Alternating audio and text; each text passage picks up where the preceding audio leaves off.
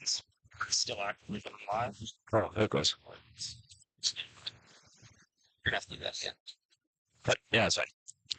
Test. We welcome you to East Grand Forks, Minnesota, and senior high school. Adrian Cummings and Sam Jensen here for KNOX TV. Happy to have this game for you folks. And this is the Section 8 Single A Championship. These two teams, the Warroad Warriors and the Green Wave of East Grand Forks, knotting up in this game in what should be an absolute battle tonight on the ice.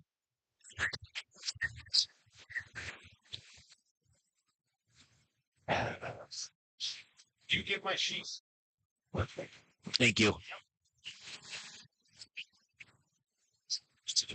What do you think? I don't like it. Thanks.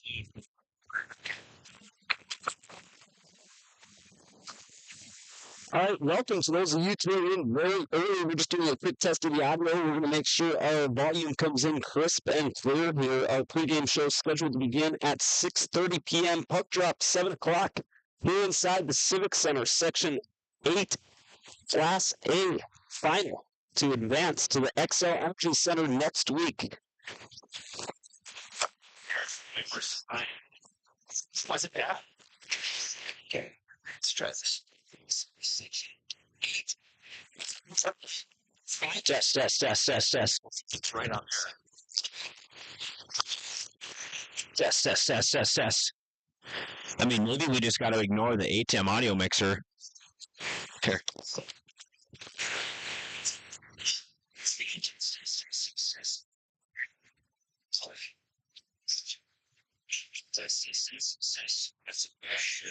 We just got to ignore the ATEM audio mixer. Okay, return doesn't matter. Let's try that.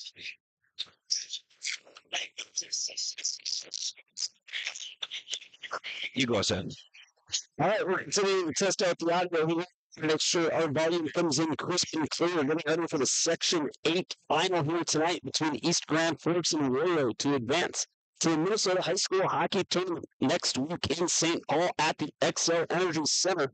Once again, our pregame show is scheduled to begin right around 6:30 p.m., so still an hour away. Puck drop scheduled for 7. Stick with us.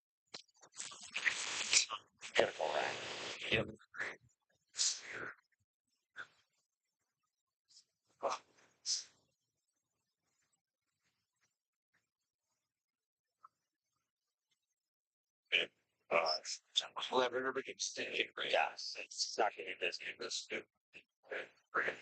Call Ryan Cunningham.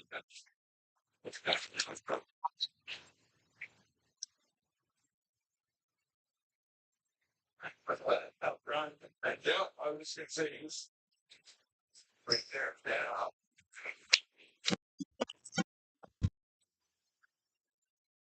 Hey, so we're over here testing everything set up. Part of audience. It's all like we're talking about.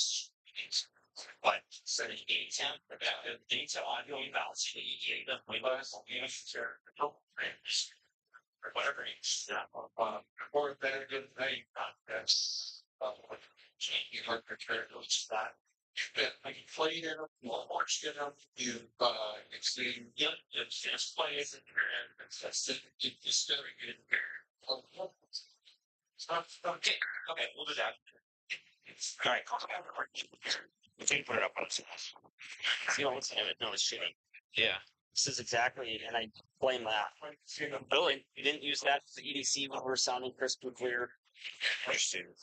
I've never had problems The way that's mixing into this ATEM mini. You think something's up with that? You might have to come. Figure it out. Let's try and get better. Test. We welcome you to this broadcast. We're bouncing now on just the top of the green on our ATEM audio mixer. It's just not coming through crystal clear here, trying to get this tested and taken care of. Mike Port, number 2, Civic Center. East Grand Forks, Minnesota, 56721, ladies and gentlemen. Mike number one.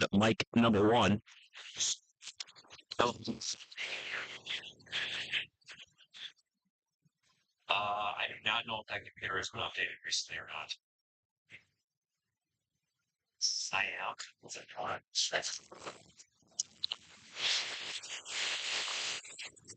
Okay, let me look on your settings, I'm sure.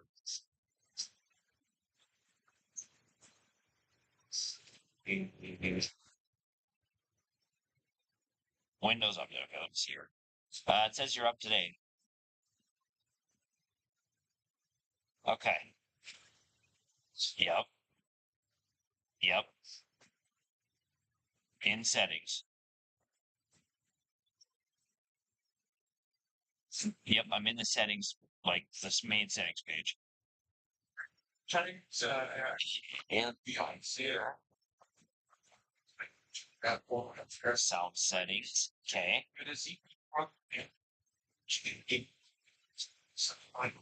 Yep. But not for the play, coaching or having kids in things like this tennis. Yep. Okay. Okay. Yes. Yeah, I just. Yep. And turn it off.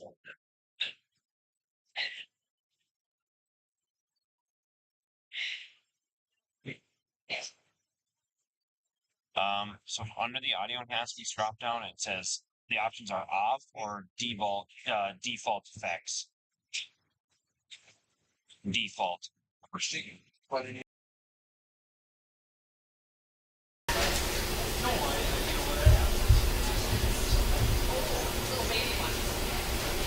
Oh, this seems correct, Ryan. No, this seems correct because now we're not even talking to the mics and we're getting the white noise.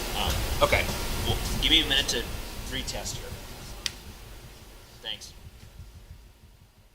You actually do anything in the settings that we do here? Turn one thing off. Test. We welcome you to East Grand Forks Senior High School. My name is Adrian Cummings. Happy to have this broadcast for you folks. The Civic Center getting ready. Going through some audio testing rigmarole. Civic Center.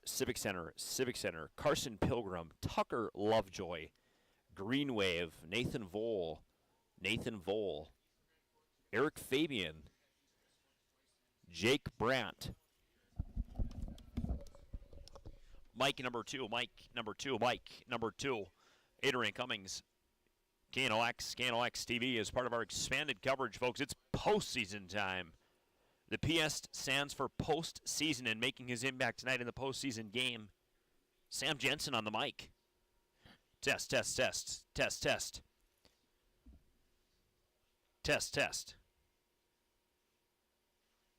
Good to go, Samuel? Okay. Yep. Test. Okay. You're in. Yes, please. Okay. Test. Test.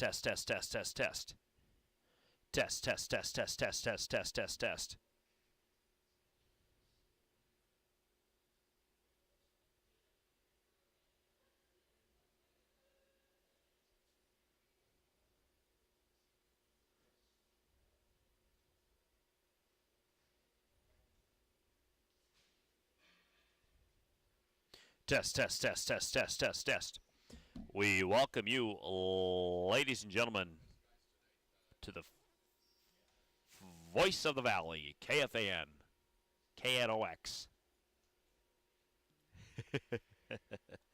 Test. Very good. Thank you, Ryan.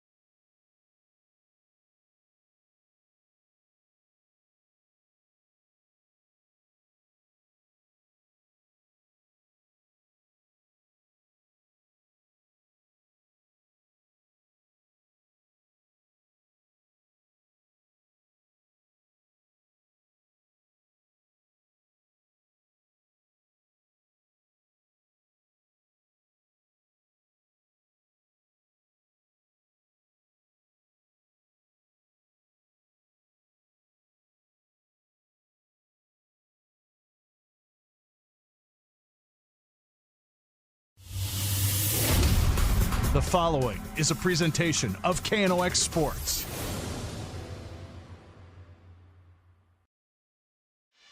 Welcome, ladies and gentlemen, to the Rivard's Turf and Forage Grand Trailer Sales KNOX Live Sports Network. Tonight we are live inside a packed house, the Civic Center in East Grand Forks, Minnesota, for the Section 8 Championship to advance to the Minnesota High School Hockey State Tournament in St. Paul at the XL Energy Center. East Grand Forks playing on their home ice. However, they are the away team, the number 2 seed, taking on the number 1 seed Warroad, the Warriors. Warroad this season, they have a 26-1 record going up against East Grand Forks. They have a sub-500 record, 12-13-2. However, they've had a very strong schedule throughout the 2024-2025 campaign, and we'll talk more about that as we make our way through the pregame show. This pregame show is brought to you by True North Equipment. True to our values, driven by you, and Signature Graphics and Apparel. We craft your vision, you watch it come to life. My name is Sam Jensen. I will be doing play-by-play tonight on KNOX Live Sports. Video-only stream tonight for this broadcast for East Grand Forks against Warroad. Ryan Cunningham on the airwaves for the North Dakota High School Hockey Tournament. Grand Forks Red River will be taking on Mandan. That broadcast will be on 1310 AM, 107.9 FM. Alongside me, Adrian Cummings. He's going to be providing some color commentary. And then we have Luca Carpenter behind the camera, the pride of Walhalla, North Dakota. Adrian, it doesn't get much bigger than this, not only for the two teams on the ice, but for us as well. This is the Super Bowl. The Civic Center has been packing in since 5 o'clock. Yeah, we got here to set up at 4:45, Sam, and there was already cars in the parking lot and reserved seats in front of us. And now just over the course of the last hour and a half, this place has continued to fill in. I mean, we got fans. The Warroad bus maybe showed up about a half hour ago. We're on the East Grand Forks side, and there's not going to be a spare seat in this place. This is a huge game in East Grand Forks. Like you made mention of, the Green River playing as the away team. I'm curious if they got to enjoy their own locker room or if Warroad went to take the locker room, as they do have the right as a home team. But this should be an excellent game. Like you said, Green Wave have had an up-and-down season. Their schedule certainly has been a little bit tough on them as this year has gone on, but they've been playing their best hockey through this Section 8 Single A playoffs. Looking forward to a great night of hockey, Sam. Looking forward to a great broadcast. We're happy to have it as part of this KNOX Live Sports Network. These two teams meeting in their 7th consecutive rubber match in the section championship. The 7th straight time East Grand Forks and Warroad indeed have played against each other in the Section A Class A championship game. East Grand Forks winning the matchups in 2019 and 2021. Warroad winning the last 3 years, 2022, 23, and 24. And then previously before that in 2020. Let's take a look at how both these teams got here to make it to the section championship game. This is our drive for the title, brought to you by Toys for Trucks. Accessorize your car, truck, or SUV today at Toys for Trucks. Warroad, the number 1 seed. East Grand Forks, the number 2 seed. There was some controversy with East Grand Forks getting that number 2 seed. A lot of the talking heads around the state of Minnesota, how can you give a team with a sub-500 record the number 2 seed in their section tournament? They go ahead and prove everybody wrong, making their way to the championship match here in the Section 8 tournament, defeating Bagley Foston in the quarterfinal round. They won that game by a score of 7-0. Then they defeated Crookston. That was a score of 7-3. Although that game was a little closer than the scoreboard indicated. At one point, that was a 4-3 hockey game. But East Grand Forks was able to pull away, winning that one by a final of 7-3. Warroad beating Park Rapids in the quarterfinal round by a whopping score of 16-0. Head coach Jay Hardwick did not call off the Dogs in that one, beating Park Rapids by 2 touchdowns, a final of 16-0. Then at the Civic Center last Saturday, they defeated Detroit Lakes. That was a closer game than a lot of people expected. Warroad winning that one by a score of 5-2 in the semifinals to advance to the championship here tonight inside the Civic Center to punch their ticket to the XL Energy Center for the Minnesota High School Hockey State Tournament. Some other teams have already punched their ticket at the Class A level. Last night there were some section championship games. We're going to talk about that. Northfield defeating Rochester Lords in the Section 1 tournament. Then in the Section 2 tournament, Orono upsetting Minneapolis. That was a score of 4-3. Nice tight hockey game there. Section 5, St. Cloud Cathedral. We watched them inside the Civic Center earlier this season. John Hirschfeld, the Vermont commit for St. Cloud Cathedral, had 7 points against the Green Wave. He's a Mr. Hockey finalist. They are going to advance to the state tournament, defeating Monticello by a score of 7-0. Then in Section 7, Hibbing Chisholm in overtime. Beautiful game winner scored there by a freshman. They defeat Cloquet by a score of 4-3. And then tonight, other games in action, other teams trying to punch their ticket to the state tournament. At the Class A level in Section 4, we got Matamidi taking on Chisago Lakes. And then in Section 6, we have Alexandria taking on Northern Lakes. And then in front of us tonight on the KNOX Live Sports Network, we got East Grand Forks, the 2 seed, wearing their business suits tonight, all black with green and white trim, taking on Warroad in their home yellow uniforms. Excited to bring this game to you on the Rivard's Turf and Forage Grand Trailer Sales KNOX Live Sports Network. We're going to take our first break of this intermission report. When we come back, we'll continue on getting ready for Puck Drop, the Section 8 Championship on KNOX.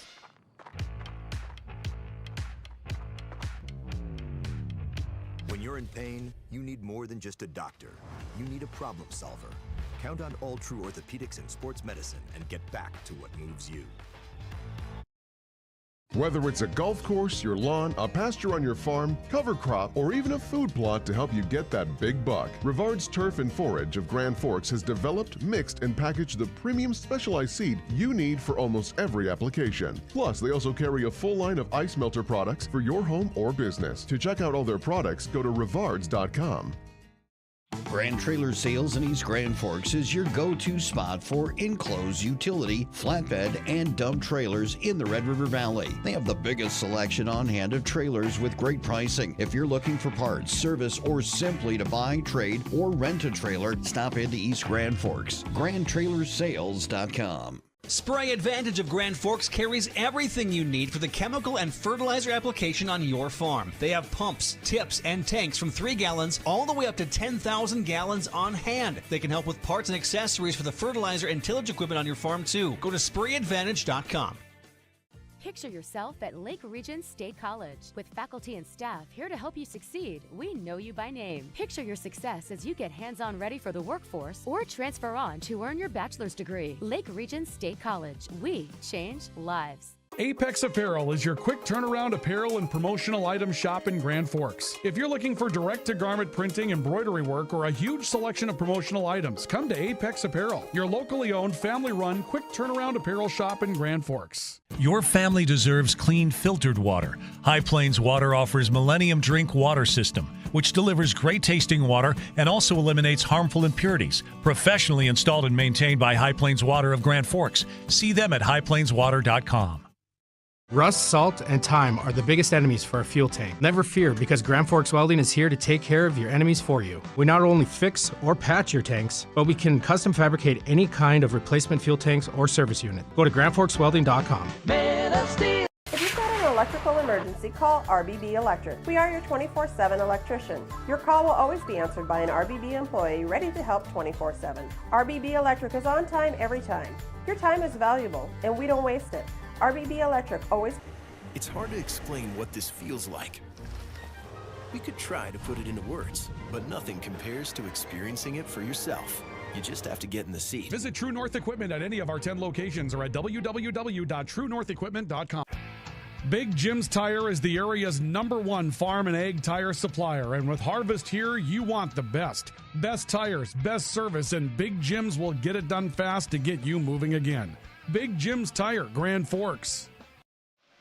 As we walk you back into the True North Equipment and Signature Graphics and Apparel pregame show, folks, we're getting closer and closer to puck drop here at the Civic Center. This building continues to pack in, Sam. We're probably going to be close to capacity by the time this one is set to get going. You're listening to the Section 8, the Single A Section Championship on KNOX TV. Folks, we'll talk a little bit about how both of these teams got here, Sam, and I would say that little doubt that this is maybe who we thought we were going to see at the end of this deal. Certainly on the Warroad side of the puck, the Green Wave playing some excellent hockey down the stretch here. You know, when you talk about, Section 8 hockey, right, it's these two teams are sort of a 1A and 1B, and I'd probably have to give a tip of the hat to Warroad just based on the way they've played over the last few years. This season, Warroad is able to nip East Grand Forks twice. Warroad won both of those meetings. The first one was by a score of 4-0, and the second one was by a score of 3-1. And that 3-1 game was a lot closer, I think, than people might realize. And Warroad leaving little doubt in their earlier section games as they pretty much undressed Park Rapids 16-0. So they have an ability to score, but they've played in some tight games as well. And I think if the Green Wave want to have success tonight, Sam, that's what they're going to need to do. Yeah, and speaking about those regular season matchups between these two teams, that 3-1 game played here at the Civic Center, it was a 2-1 hockey game. Warroad scores an empty net goal, so that's just to get a bounce here, get a bounce there. And East Grand Forks is just one shot away from tying that game up, forcing overtime. And then the 4-0 game that was played in the Gardens over in Warroad, all 4 goals for Warroad coming in the second period. So just one bad period for East Grand Forks in that matchup on the road. These teams are very close. It's going to be very tough to find open ice here tonight. And then we're going to throw it back to the section final that was played in Warroad last season, 2024. That was a classic double overtime game. Warroad winning that one by a score of 4-3. After one period, Warroad was leading 2-1. Then that was after 2 periods. No scores in first period. The second period, Warroad got the scoring started. East Grand Forks tied it up. Warroad scores with just under a minute and a half remaining in period number 2 to make it 2-1. Then East Grand Forks scores the next 2 unanswered goals to take a 3-2 lead. Then that 5-minute major penalty that was assessed against East Grand Forks allowed Warroad to score on the power play with just 4 minutes remaining in regulation. Murray Marvin Cords got the goal to tie it up for Warroad to force it to overtime. One overtime wasn't enough, and then Broden Hontvet, who we're going to see on the back end for Warroad. He's the 3rd leading scorer for the Warriors this season on the back end. Nice size to him, 6'3", 175 pounds. Really excited to see him in action. So it feels like East Grand Forks has been snake-bitten against Warroad these past couple seasons, but they're always just right there. And one big factor to talk about from that last season, kind of that little flashback, is that Carson Pilgrim, his name's dotted all over that box score from last season's game. And certainly Taven James and Shoggaby and Hontvet, like you mentioned, have done a very good job for the Warriors this year in filling maybe what's been left behind with the Division I Carson Pilgrim. But like you said, Sam, the Green Wave have just kind of been bitten by Warroad, and much props to them as they've been able to really get after them. It's been tough for them to hang in. Folks, this is a who's game here in East Grand Forks. We got local racquetball legends, business leaders in the community. We got all sorts of people all over this place. It's just going to be a great night for hockey here in East Grand Forks. Sam, let's take a look now at our keys to the game. These keys to the game brought to you by Jarrell Sports and Hockey World. Stop in today and see what's new for the season. We bring quality into play. Sam, what do you got for our keys for the game? Starting off with East Grand Forks, they want to defend that top line, especially the top line center, Taven James, the leading scorer. He's 13th in the state of Minnesota at both the single A and the double A level in scoring. He has a whopping 65 points this season. He has 26 and 39 goals. And then his line mate, Ryan Shoggaby, right up there with him. He has 56 points on the season, 20 goals and 36 assists. Gavin Anderson, the sophomore, also featured on line number 1. So East Grand Forks, they feel like their defense is the strength of this year's team. Absolutely. They've been doing a good job. Sam. They're only giving up about 3.1 goals against per game, so they really have to narrow their focus on locking down that first line, because once you look to lines 2, 3, and 4 for Warroad, their point production starts to fall off. So it's clear and easier said than done that you want to shut down Taven James and his line mates. And then we were talking about it earlier when we were talking about how East Grand Forks is a little snake-bitten against Warroad in the last couple of seasons. You got to have the belief in the locker room that you're going to be able to get it done. And I would imagine Tyler Palmasino is giving nothing but encouraging words in the locker room. It's not going to be tough to get amped up for this one in a packed Civic Center with an opportunity to punch your ticket to the XL Energy Center at the state tournament. So East Grand Forks has to have a sense of belief that they just are able to match up with Warroad from the talent perspective. Yes. And they certainly do have the talent to match up against Warroad. And Palmo, I mean, he's certainly got enough experience in this specific game. I mean, he's coached in this game a handful of times, of course. But, for Palmo to get in the locker room, these guys know what they got in front of them. And it's not on our keys to the game. But, Sam, if East Grand Forks can get in this one early, and I'm talking first 4 or 5 minutes, big play, maybe a big hit, and this building is just a freaking tinderbox tonight. I mean, as soon as something happens worthwhile, these fans are going to explode. And then all of a sudden you got a little bit of lightning in your boots, and it's just going to continue on. So for the Green Wave, they got to find a way to get into this one early. They do not want to play from behind tonight. That's an excellent point, Adrian, and I agree with everything you just said. You want to try to get the crowd into it early on. Obviously, you would prefer a goal, but a big hit, maybe killing off a penalty even. There's many different ways to capture the momentum, and it is certainly going to be a crowd that is in favor for East Grand Forks inside the Civic Center this evening. Now taking a look at our Jarrell's keys to the game for Warroad. We talked about it just on the other side of the coin for East Grand Forks. They're going to need that top line to produce. We talk about Taven James, Ryan Shoggaby. And then on the back end, their top 4 defensemen that we'll talk about later on during this pregame show, all with double-digit points on the season. most notably Broden Hontvet. He has 39 points. His defensive partner, Wesley Schreiner, has 11. Sam Hard, the junior defenseman, he has 19 points. Ryan Lee has 12 points. So all 4 of their defensemen are able to come step into the game step and into the attacking end and contribute from the offensive perspective. So top line success is going to be critical for Warroad, because once you look at lines 2, 3, and 4, certainly there's a lot of talent on those lines, but they're just not putting up the offensive production that top pairing is. And then they got to be aware of East Grand Forks' lower line stretch plays that they like to do. East Grand Forks, it feels like they have a little bit more depth, maybe not necessarily the firepower that Warroad provides from their top star players, but East Grand Forks has depth. Their top 2 lines, I really like the line of Lovejoy, Panzer, and Hills, 25, 22, and 27 points respectively. And then that third line, it's just grinders. Nowaski and Braden Overgaard, they were featured in the backfield for the Green Wave this previous football season. They are going to have no hesitation going into the corner for loose pucks. Nolan Mellebrook centering that line. He's the playmaker on line number 3 for the Green Wave, and they like to stretch the ice. Passes that originate from their defensive zone to the far blue line, they're going to try catch Warroad in a position, maybe get some opportunities on the rush. This is our Keys to the Game, brought to you by Jarrell Sports. See what's new for the season? Stop in today. We're going to take another break here, word from our sponsors. When we come back, we'll continue on with the pregame show on KNOX Live Sports. From tears in your car, truck, boat, or farm equipment seats, to making boat covers or complete restorations of the interior of your hot rod, Finest Auto Trim in Grand Forks can make the inside of your rides look brand new again. Big or small, at Finest Auto Trim, we can cover it all. To check out our services, go to finestautotrim.com or stop out on Demers Avenue in Grand Forks to get your quote today. When you think breakfast, you think Perkins Restaurant. Whether you keep it simple with a fresh-baked mammoth muffin and coffee or go all out and try the tremendous 12 breakfast, Perkins Restaurant is your breakfast place. Perkins Restaurant and a great breakfast make the perfect team. Since 1972, Jarrell's Sports Center and Hockey World has provided year-round sporting goods, apparel, and of course, hockey equipment and training tools. You'll also find they have a state-of-the-art skate sharpening machine to give you the edge you need for anything sports. Stop into Jarrell's and Hockey World. Residents of the Midwest are known for being self-starters and getting the job done. But when it comes to electrical work, it's best to call a professional. Hi, this is Steve from Bergstrom Electric. It's true that there's a certain glory to accomplishing a task on your own, but it's our experience that not only will save you time, but also the headaches that go along with home improvement projects. A simple phone call to Bergstrom Electric can make all the difference. At Bergstrom Electric, the light does shine brighter. As guys, we all love our trucks. That's why Toys for Trucks is your headquarters for all things truck. They carry an amazing selection of rims and tires, plus floor mats, tonneau covers, hitches, plows, and even Excalibur remote car starters for any car, truck, or SUV. And the best part? They can install everything for your truck right at their location. Stop out at Toys for Trucks in Grand Forks to customize your ride, or check them out at toysfortrucks.com.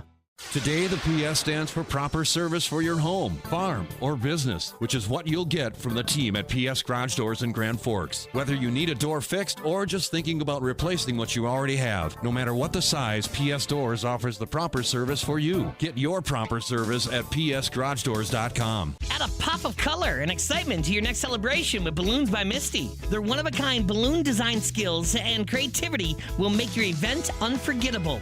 It's always a party at Balloons by Misty. Visit balloonsbymisty.com today. Franson Bank and Trust in Grand Forks is a community bank that caters to businesses, farms, and consumers. They provide customized financial solutions with personalized customer service. Let Franson Bank give you the banking relationship you deserve. Real people, real results.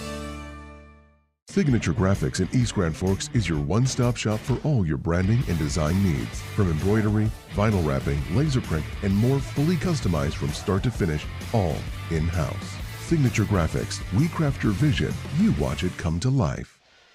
Welcome back to the Rivard's Turf and Forage Grand Trailer Sales, KNOX Live Sports Network. Our video coverage of the Section 8 final tonight inside the Civic Center, East Grand Forks. The number 2 seed taking on Warroad, the 3-time defending section champions, the number 1 seed to advance to the state tournament at the XL Energy Center in St. Paul. My name is Sam Jensen. I'll be doing play-by-play tonight alongside me, Adrian Cummings. He'll be offering color commentary, and then behind the camera, the eyes of our operation, Luca Carpenter. We're making our way through the pregame show. This pregame show is brought to you by True North Equipment. True to our values, driven by you. And Signature Graphics and Apparel. We craft your vision. You watch it come to life. Right now, Adrian, we're going to take a look at the fuel for the game. We've already talked about some of the players that we expect to stand out on the ice tonight. This fuel for the game is brought to you by Circle K. Open 24 hours a day, 7 days a week. The fuel for the game starting off with your East Grand Forks Green Wave. The leading scorer is Hunter Varnson. Second line winger. He has 7 goals and 22 assists on the season, good for 29 points. Cooper Hills has 6 goals, 20 assists on the season, 26 points on the season. And Tucker Lovejoy, the leading goal scorer for the Green Wave in the 2024-2025 campaign. He has 16 tucks to go along with 9 assists, 25 points cumulative on the season. Then you take a look at Warroad, and those numbers just jump off the screen, don't they, Adrian? Taven James, a whopping 65 points on the year. He has 26 goals and 39 assists. Ryan Shogamy not too far behind him. He has 56 points, 20 goals, and 36 assists lead to that total. And then the defenseman, Braden Hontvet, he has 39 points on the season, 8 goals and 31 assists. Adrian, you mentioned Carson Pilgrim earlier. It feels like Warroad is just always producing Division I talent year after year. Before it was Pilgrim, it was Shogamy. We can continue to go previously into the past. It's James this year. It's going to be Ryan Shogamy next year. I mean, they just have an unlimited funnel for high-end talent up in northern Minnesota. It's just remarkable that talent tap of northwestern Minnesota. I mean, you talk about Warroad and then Roseau as well. I mean, a handful of players that played for the Fighting Sioux. You know, one that comes to mind, Nathan Bowl, he played basketball at St. Cloud State, or baseball rather. I mean, the tap of athletes coming from that pocket in northwest Minnesota, just something in the water up there, Sam. I mean, they're about as close to Canada as civilization gets in this part of the country. But, you know, for whatever reason, the guys that they produce are just studs. I mean, Taven James, we saw him warming up out here. He can just glide all over the ice. You know, Shogaby's had a very, very nice high school career. One thing I thought that was interesting looking over this line sheet is they have games played for a lot of these players, and it's no surprise Broden Hontvet and Taven James have the most caps for this team over the last 4 years at 89 and 88 respectively. So these are guys that have played 4 full seasons of high school hockey, and it's no surprise that 2 of them are on our top scorer sheet, Sam. The leaders of this Warroad team. This is a good segue to take a look at our Franzen Bank and Trust starting lineups. Starting lineups, once again, brought to you by Franzen Bank and Trust. Real people, real results. We'll start it off with the starters for the number 1 seed in the tournament. It's going to feel like they're the visitors here tonight, however. That is the Warroad Warriors. Line number 1, Gavin Anderson, the sophomore. He has 25 points this season, 13 goals and 12 assists. Taven James, as you see on your screen, 65 points on the season. The senior, 89 games played, like you said, Adrian. He's no stranger to high-intensity hockey. And then Ryan Shogamy, the junior, he has 56 points this season. Starting on the blue line for the Warriors, the junior, Broden Hontvet, he has 88 games played, so he started his freshman year. And freshman, sophomore, junior year now, and then he's going to play a senior season unless he goes to play juniors elsewhere. He has 39 points on the season. His defensive partner is Wesley Schreiner. Wesley Schreiner, the sophomore, has 11 points on the season. Like we mentioned earlier on in the pregame show, the entire top 2 pairings of defense for Warroad with double-digit points this season. That is something to keep an eye on to see if they have any production from the blue line here tonight, and if that will give them the edge they need to come away victorious and advance to the state tournament. And then starting in net for Warroad, it's going to be Finn Hansen. Finn Hansen, the sophomore this season with very impressive numbers. Sub-2 goals against average, 186 GAA, and he has a 924 save percentage as well to go along with 3 shutouts on the season. It'll be interesting to be able to see if East Grand Forks is going to be able to solve the enigma that is Finn Hansen. He shut them out earlier this season. Yeah, Sam, I'd be curious to see if this top line for the Green Wave can work us through, and we'll take you through that. These starting lineups brought to you by Franzen Bank and Trust, working left to right, starting from the top, and then we'll go through the defensive bearing. The left winger, Tucker Lovejoy, is a junior. He's played in all 23 games for the Green Wave this season. He's got 16 goals and 9 assists for a point total of 25. Jace Panzer, the sophomore center, 7 goals, 15 assists for him this season. And Cooper Hills, 6 goals and 21 assists for a total of 27 points. The big thing here, Sam, is these guys like to move the puck around. They are not selfish types. They're not just hawking for goals for themselves. They are perfectly fine and spreading this puck out, and that's what we like to see. Working out of the back end, the left defenseman, Cole B, as he is a senior. He has played in every single game this season. He's got 5 goals and 15 assists for a 20-point contribution this year. And Judd Pesh, he is a senior right defenseman. He's got 10 total points this season. Backstopping the Green Wave in between the pipes tonight is Noah Schindley, the sophomore.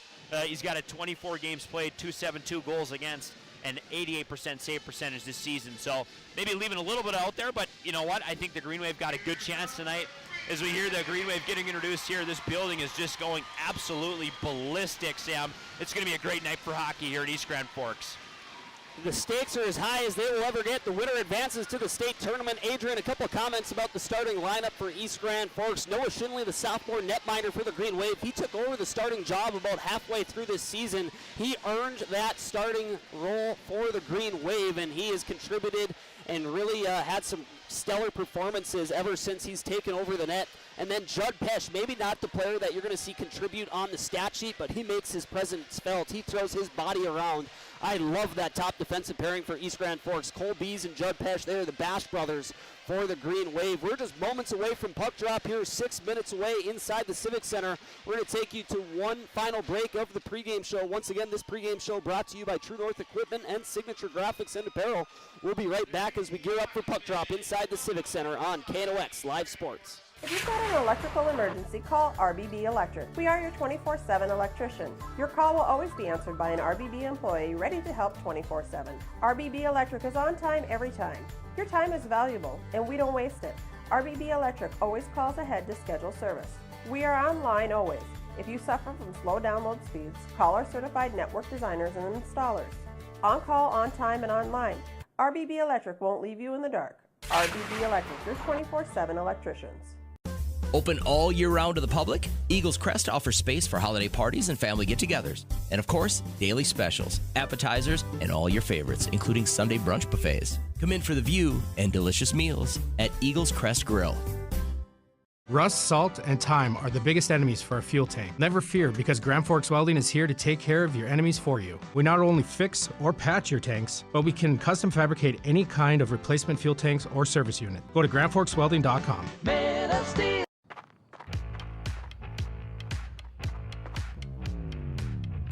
When you're in pain, you need more than just a doctor. You need a problem solver.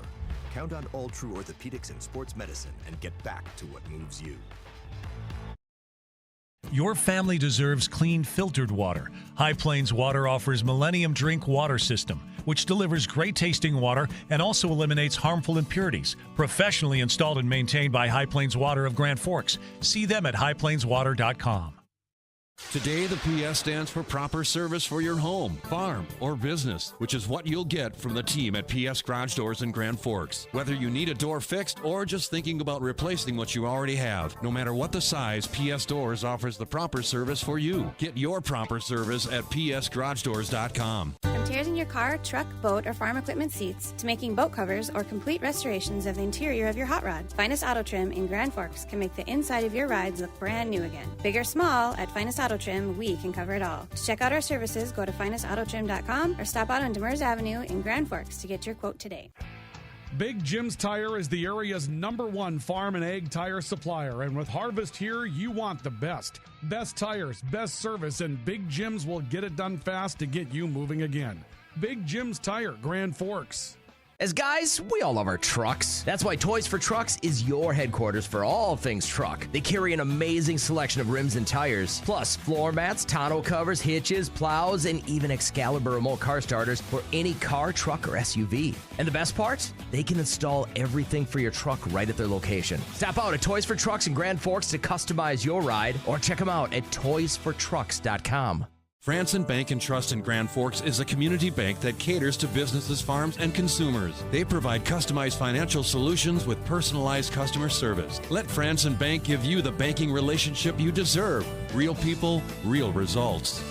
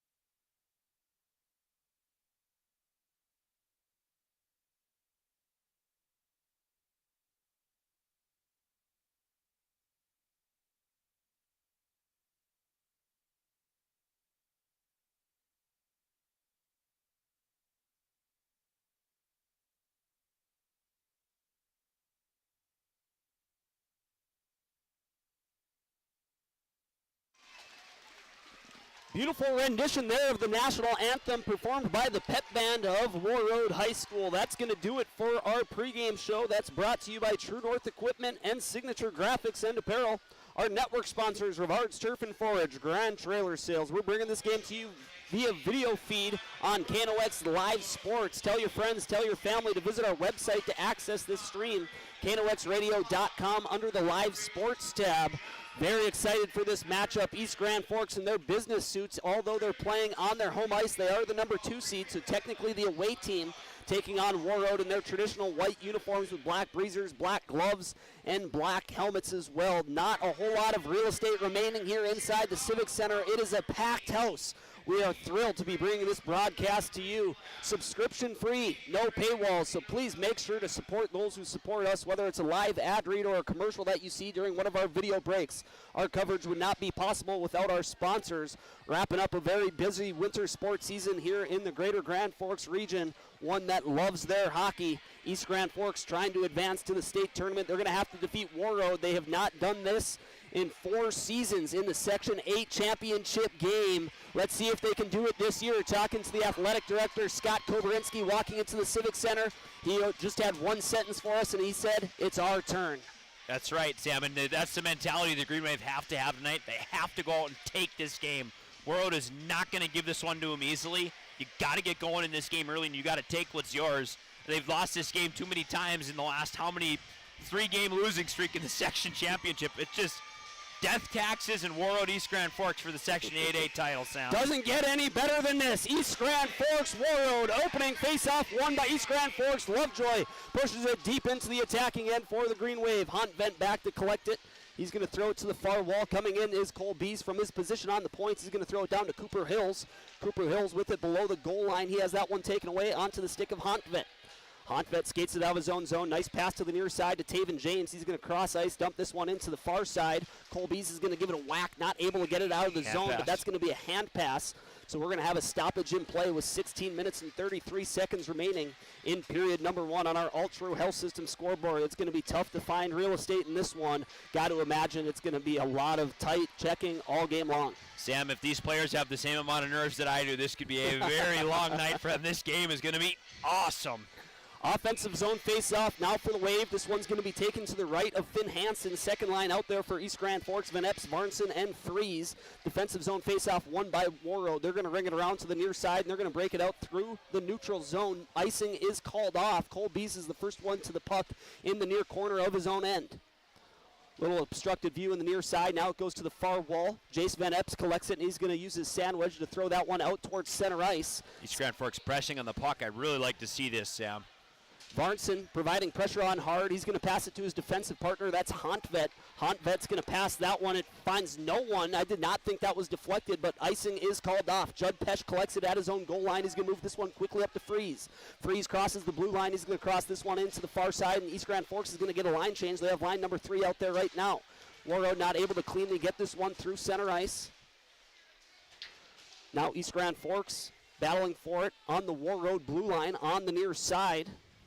Second line out there, that's Nowaski, Mellowbrook, and Overgaard for East Grand Forks. This one's going to come back to Schmiederberg. He's going to pass this one up nicely, trying to get connected with Nowaski. It bounces over his stick. He applies some pressure, goes to Mellowbrook. He's going to hand this one off to Overgaard. He had an opportunity, not able to settle down a bouncing puck. It's going to end up on the stick of Johnson, and he's going to clear this one out to center ice for Warroad. East Grand Forks dumps it right back deep into the attacking end. Really nice dig by Nowaski on that last play to kind of just maybe give a little tiny bit of pause. This one's going to be covered on the far side, so we'll have a first defensive zone draw for the Green Wave tonight, Sam. I thought Nowaski did a nice job in giving that little leave, kind of that puck right in the middle. Something says there will not be many opportunities like that tonight. Both of these teams playing very aggressive, sending bodies to the puck very early. Line mismatch out there right now. First line for East Grand Forks, third line for Warroad. Warroad will get the line last decision on the line changes after whistles. The privilege of being the number 1 seed here in the Section 8 tournament. Lovejoy collects it in his own end on the far hash marks. He's going to hand this one off to Corbett as he gets a big hit. However, I think Schmiederberg delivered most of the blow on that one. It's deep in the Warroad zone. They're going to break it out on the near side to Homeniuk. Homeniuk has that one taken away. It's going to deflect towards Finn Hansen. He's going to play it to Hontvet behind the goal line. Hontvet trying to break it out to the near side. Homeniuk is going to pass this one up to Rogers, but it's going to end up on the stick of East Grand Forks, and they're going to dump it deep back into the attacking zone. Doing so is Panzer. Honvet passed through the neutral zone. That pass originated from behind the red line. I thought that was going to be an icing. East Grand Forks coaching staff saying the same thing to the linesmen here inside the Civic Center tonight, but we continue to play on. Judd Pesh has it in his own zone, goes D-to-D with Bees. Bees skating it out of his own end. He's going to pass this one up to Varnson. Varnson goes off his stick. He's going to give chase to the far corner in the attacking end for the Green Wave. Bees is going to hold the blue line. Passing this one now to Jace Van Epps, and he fans on that one, and it comes out to center ice, delayed offsides. East Grand Forks is going to have to regroup. You saw Varnson was ready to put that one in the center of Schreiner's chest, but Schreiner just put the brakes on. You see East Grand Forks wants to play the body early in this one, Sam. Here comes Anderson, the first line back out there for Warroad. He's going to dump this one into the far side. Shogby there for Warroad. He's pestering Bees. It's going to poke out now to Mellowbrook. Mellowbrook skating it out of his own end. Nice job maneuvering traffic. He crosses center ice now. Finally has that one poked away by Anderson. He's going to pass this one up to Shogby. Entering the attacking end, throwing a shot on net from the top of the near circle right into the breadbasket of Noah Shinley. So we're going to have a stoppage now, 13 minutes and 28 seconds. We got a replay of that big hit. Schmiederberg delivering most of the blow on that one. Should be coming up just right at the end here. You see him just putting him right into the lap of the goaltender on the bench there, Jay Kwame. That was Lovejoy avoiding the hit there.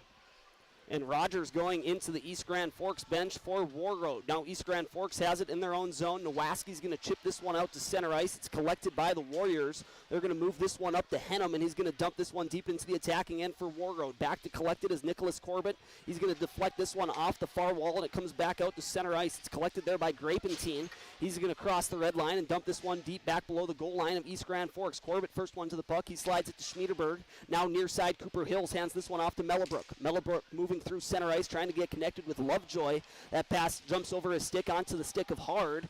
Now a loose puck at the Warroad blue line, creating opportunity for Cooper Hills. He throws a shot on net. Finn Hansen rebound goes to the far corner. Going to collect it back there is Grapentine for Warroad. He's going to go D-to-D now to the near side. Hendrickson battling after it with Schmiederberg. He's going to go onto the stick now of Hard. He's going to be battling with Cooper Hills in the near corner for East Grand Forks. Hard skating away with the puck, passing it up along the near wall onto the stick of Hendrickson. He's going to hand it off to Henham in full stride. He's going to cross center ice and dump this one in, and Warroad's going to go for a line change. Judd Pesh with it. Cross ice pass through the neutral zone behind its intended target of Cooper Hills. It's going to go all the way down for an icing call. So it's going to be a defensive zone face-off now for East Grand Forks. 12 minutes and 12 seconds remaining in period number 1. Still knotted at 0 on our All-True Health System scoreboard. It feels like East Grand Forks has generated more offensive opportunities in the early stages of this game, Adrian. Yeah, these teams are still feeling themselves out, Sam, but this game may be starting to settle into a little bit of a rhythm, but I would agree that East Grand Forks has had most of the offensive pressure early in this one as they're battling in the far corner now, just out of sight. That rambunctious student section for the Green Wave. So you get an offsides that comes in here. Honvet trying to dump that one in. It hits the official as a Warroad player was offside. So now we're going to get a neutral zone face-off off the East Grand Forks blue line. We got East Grand Forks second line out there. Jace Van Ups, Hunter Varnson, and Noah Fries. This neutral zone face-off won by East Grand Forks to the near wall. Going to be collected by Schmiederberg. He's going to battle for it on the East Grand Forks blue line out of our view. It's going to squeak out to the neutral zone, so Warroad is going to have to regroup. Big hit delivered there by Varnson. Makes the puck poke loose. Hunter Fries now entering the attacking end, throwing the puck on net.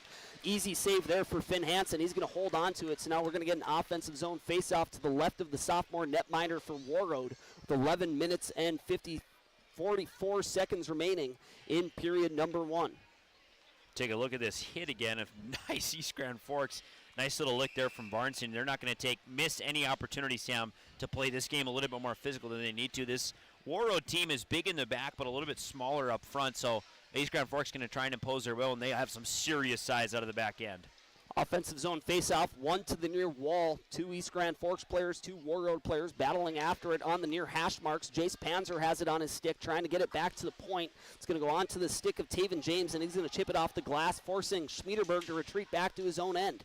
He moves it out to center ice. Warroad forces a momentary turnover. Back onto the stick of Schmiederberg. Coming in 3-on-2. He elects to rifle a shot, a wrist shot that is waffle boarded up into the crowd by Finn Hansen. So we're going to get another stoppage, this time with 11 minutes and 12 seconds remaining in period number 1. Still knotted at 0. Shots in favor of East Grand Forks.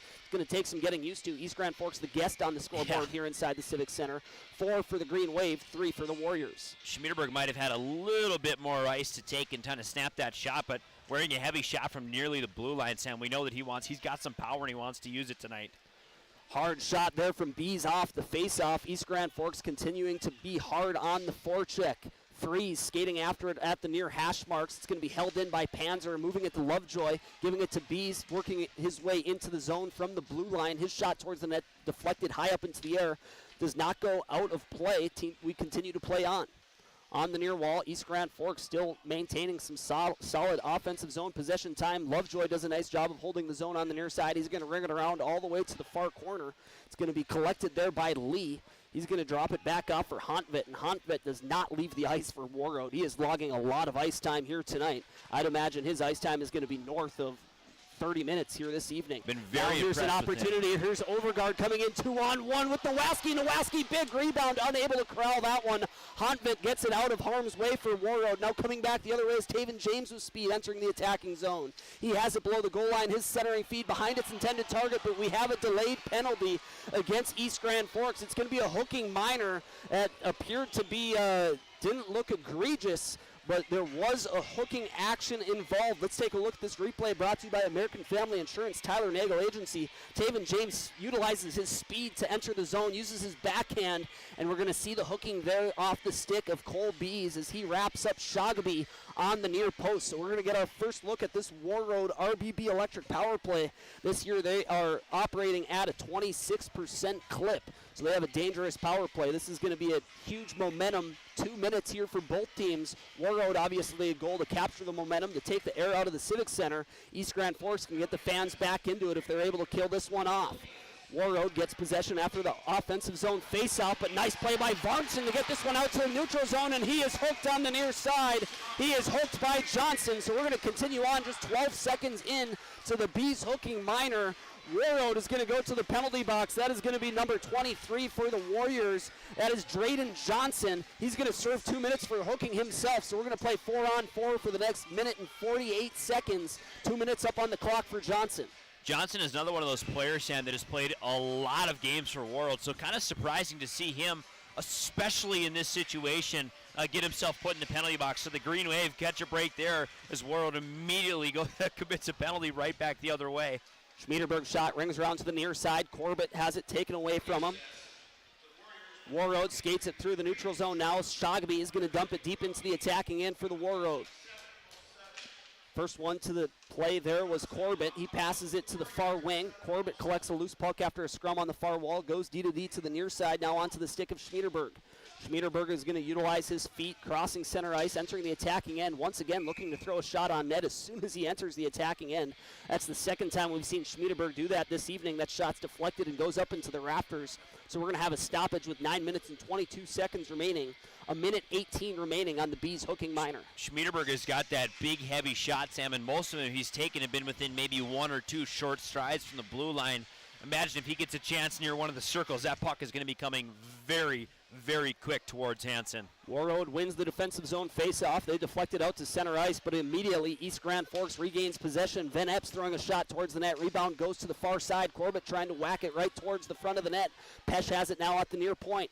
Pesh shot is blocked, and it's going to come into the crowd. Watch out for flying pucks. Nice job there by Taven James to get out to the point to block that scoring chance. So now we're going to have another stoppage, and it is going to be an offensive zone face-off for East Grand Forks. Taven James a little shaken up there, but I got to imagine he's just going to rub some dirt on that one, and he'll be right back out for his next shift. Something tells me, Sam, that he is not going to miss a second of this game, that he cannot physically play. And nice shot comes up for the Green Wave. Right there! What an acrobatic save by Finn Hansen doing the splits. Jace Van Epps, opportunity right on top of the crease. Hard shot from Judd Pesh from the point.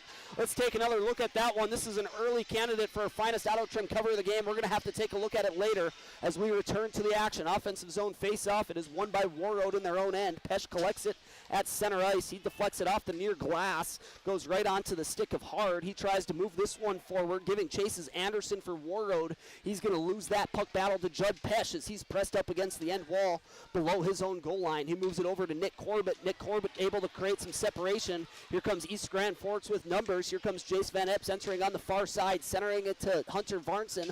Hunter Varnson, nice physical play there, trying to regain possession below the Warroad blue line. East Grand Forks going for a partial line change now. Hunter Varnson still with possession of the puck, trying to center that one. It's deflected. Comes to the near side. Pesh is going to ring it around. Opportunity for Freeze right on top of the crease. Comes back to Corbett. Still a flurry.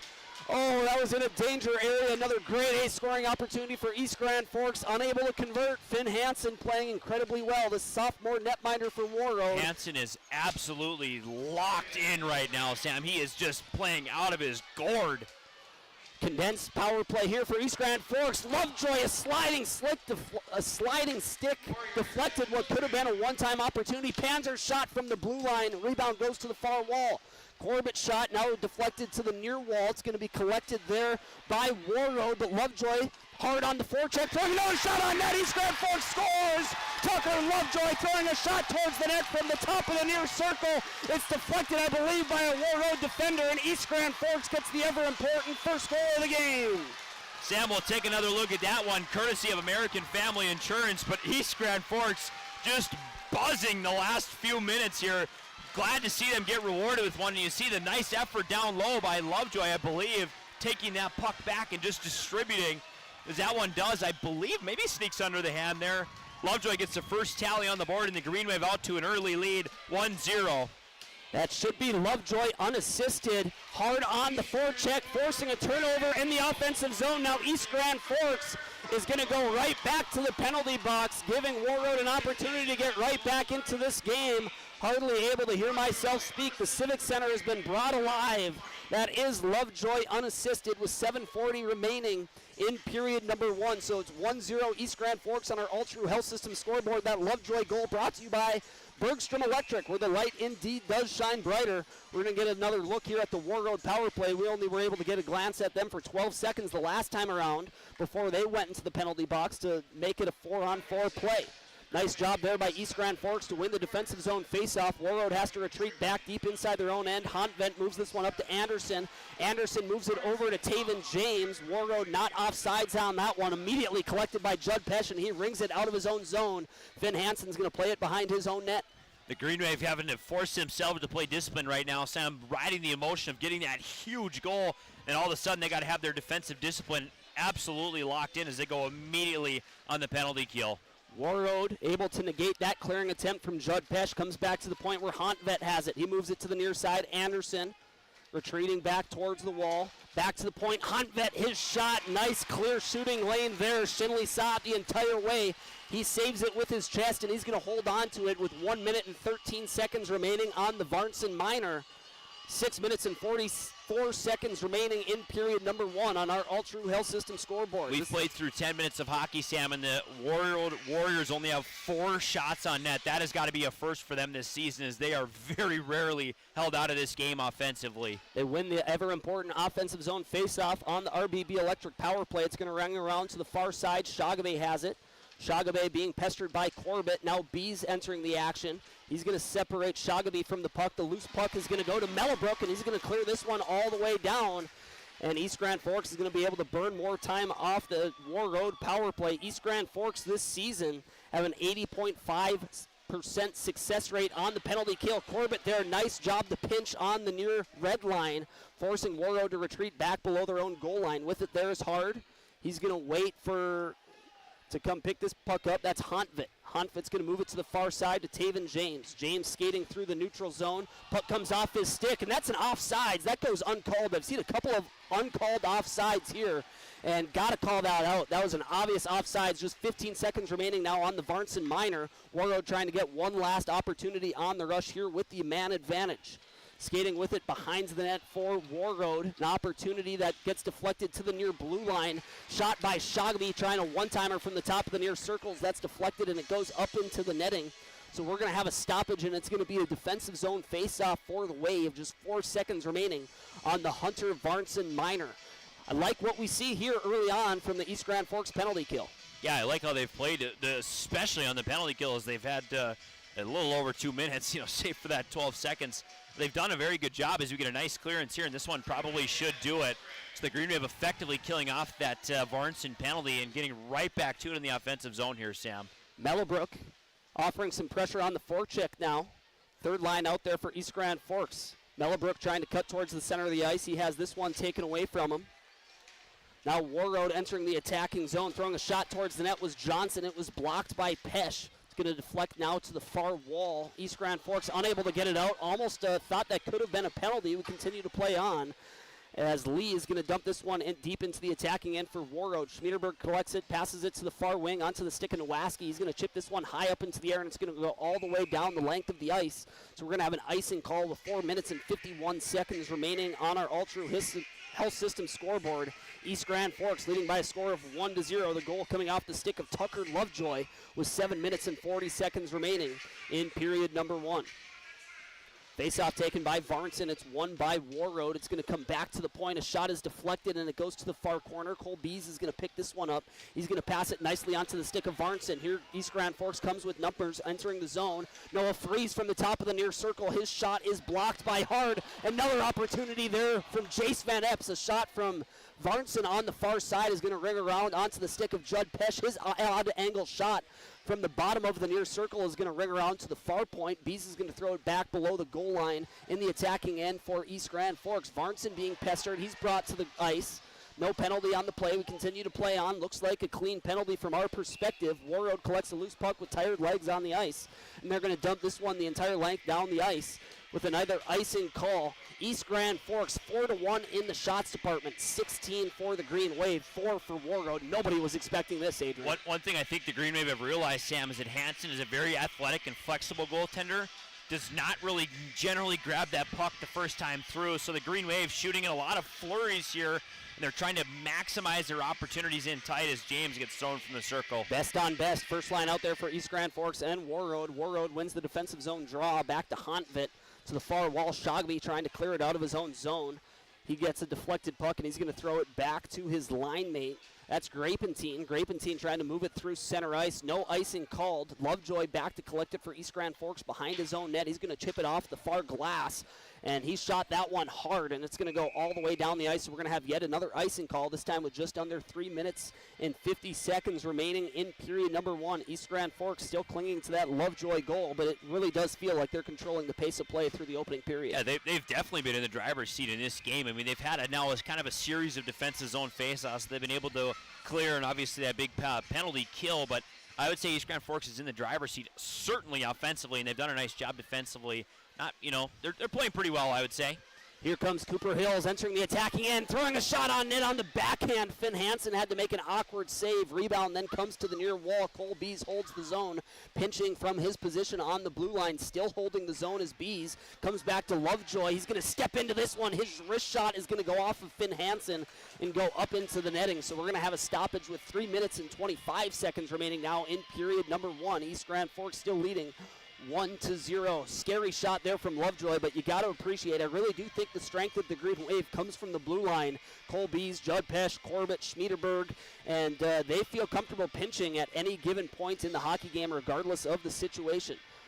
Warroad's going to win this defensive zone draw onto the stick of Hontvit. He's unable to clear it out of the defensive end for the Warriors. It's going to come back to Grapentine. Pinching yet again. Here's Judd Pesh with it below the goal line. His odd angle centering feed goes all the way to the far blue line. Cole Bees has it on his stick, and we get a whistle. I believe this is going to be a penalty. On Warroad, maybe, or no? It's Judd Pesh had the puck on his stick when we received the whistle. The net came off its moorings. We see the linesman put the net back onto its pegs where it should be on the goal line. So a net that was ajar leads to that whistle. It's going to result in an offensive zone draw for East Grand Forks and a de facto timeout. This timeout is brought to you by Apex Apparel, your family-owned quick turnaround apparel and print shop in Grand Forks, and Big Jim's Tire, the region's largest agricultural tire supplier. Sam, I think that the Green Wave have just played in a rhythm this first period. I mean, they have not gotten out of this rhythm in this offensive zone. And we saw it just there before that net came loose. But, I mean, they are right where they need to be pretty much all the time. Bees gets caught below the goal line. Now here comes Warroad with speed. Henham entering the attacking zone. Nice strong hit there from Braden Overgaard, keeping him to the outside, negating what could have been an odd man rush. Now here's a chance in the slot for Warroad. Swinging and missing there is Johnson. It's going to come back onto the stick of Overgaard. Passing it to Mellabrook, streaking into the attacking end. He's going to give chase to the near corner as East Grand Forks goes for a line change. Honvet has time to skate it out of his own end. Nice cross-ice pass to the far side. Johnson has it. His shot from the top of the far circle almost squeaks through. Shinley did not save that one cleanly. I thought that one was on its way to the back of the net, but it goes wide of the 6x4 frame, and we continue to play on a 1-0 hockey game. East Grand Forks leading with 2 minutes and 20 seconds remaining in period number 1. Freeze is going to ring this one around to the far side. East Grand Forks goes for another line change. Shoggaby has it now, entering the attacking end for the Warriors. He throws a shot towards the net. That's deflected. Comes to the near corner. Schmiederberg giving chase. Taven James wins that puck battle, trying to get connected with Shoggaby. Back door on the back post. Shoggaby now has possession. Comes back to the point. Schreiner down low, throws a shot towards the net. Nice job there from the East Grand Forks defense to clear those shooting lanes. Shinley saw that one the entire way, and he's going to hold on to it. Scary moment there for East Grand Forks. A shot there coming. A couple of flurry of opportunities for Warroad in that most recent sequence. Yeah, the tone changing a little bit for Warroad there, Sam. You see them getting into their shot and not willing to shoot the puck a lot quicker as they enter the zone versus earlier. They're waiting a little bit longer to get a little closer, but they're kind of letting it fly a little bit now in the last couple minutes here of this first period. Lovejoy skating through center ice, entering the attacking end. He throws on the brakes, looking for some help, finding Panzer streaking towards the net on the far side, getting a shot on net. Finn Hansen makes the save. Now coming back the other way is Shoggaby. This is going to be a foot race. Shoggaby streaking towards the net. Diving for it was Tucker Lovejoy, the goal scorer for East Grand Forks. That might be a smart penalty. He's going to serve 2 for tripping. With 1 minute and 32 seconds remaining. Let's take another look at that one, brought to you by American Family Insurance, Tyler Nagel Agency. Just a loose puck in the offensive zone, and Shoggaby putting on the Jets, making his way towards the net. Lovejoy decides to get his belly dirty on the ice, and I think that might be a penalty that Tyler Palmasino is okay with, taking away what could have been a grade A opportunity for one of the leading goal scorers for Warroad. And sometimes it's the lesser of two evils, right? Would you rather have the goal on the board, or would you rather take your chances playing on the penalty kill that, by the way, is 1-for-1 tonight? Let's hope that is not the announcer curse right there. Yeah, East Grand Forks, 28 seconds separating the game clock and the penalty clock. Just a minute and a half remaining now in period number 1. The always important defensive zone draw and clear for East Grand Forks. They clear this one the entire length of the ice, forces Warroad to retreat back to their own end. Hontvent passes it to the near side to Shoggaby. Shoggaby entering the attacking zone, looking to cross-ice pass to the far side to get connected with James. That one's deflected to the near corner. Warroad still able to maintain possession. James with it at the point. His shot is blocked. Nice job there by Jace Van Epps. It's deflected to the far wall. Cole B's the first one to win that puck race, and he deflects it out towards center ice, but it's going to go into the bench of East Grand Forks. So we're going to get a stoppage now with 1 minute and 3 seconds remaining in period number 1. A minute 26 remaining on the Tucker Lovejoy tripping minor. Sam, this hockey game has just been nothing short of phenomenal, and we're got still 2 periods to go tonight here at the Civic Center. Everybody's certainly getting their money's worth as East Grand Forks once again able to clear this one shortly after the defensive zone draw, forcing Hontvent to collect this one behind his own goal line. Hontvent retreating once again, trying to set up this power play breakout. Power play brought to you by RBB Electric.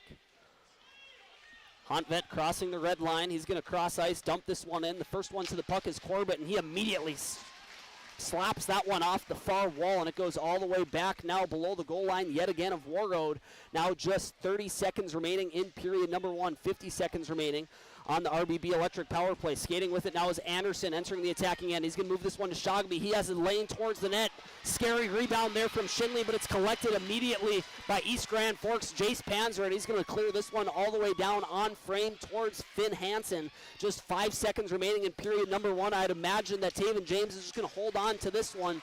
After 1 period of play, East Grand Forks, Tucker Lovejoy goal makes it 1-0 as we go into the first intermission break. We're going to take a quick break here. Word from our sponsors. We'll be right back with the intermission report. You're watching Section 8 Hockey on KNOX Live Sports. If you've got an electrical emergency, call RBB Electric. We are your 24/7 electrician. Your call will always be answered by an RBB employee ready to help 24/7. RBB Electric is on time every time.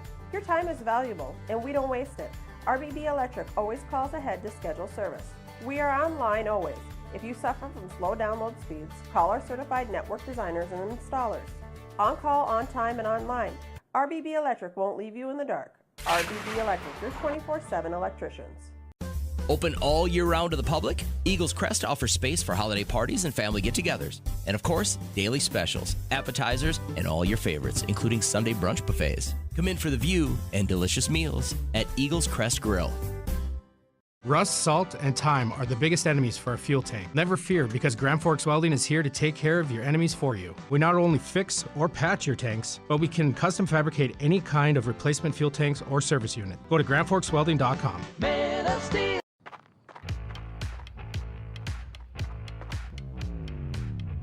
When you're in pain, you need more than just a doctor.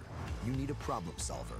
Count on All True Orthopedics and Sports Medicine and get back to what moves you. Your family deserves clean, filtered water. High Plains Water offers Millennium Drink Water System, which delivers great-tasting water and also eliminates harmful impurities. Professionally installed and maintained by High Plains Water of Grand Forks. See them at highplainswater.com.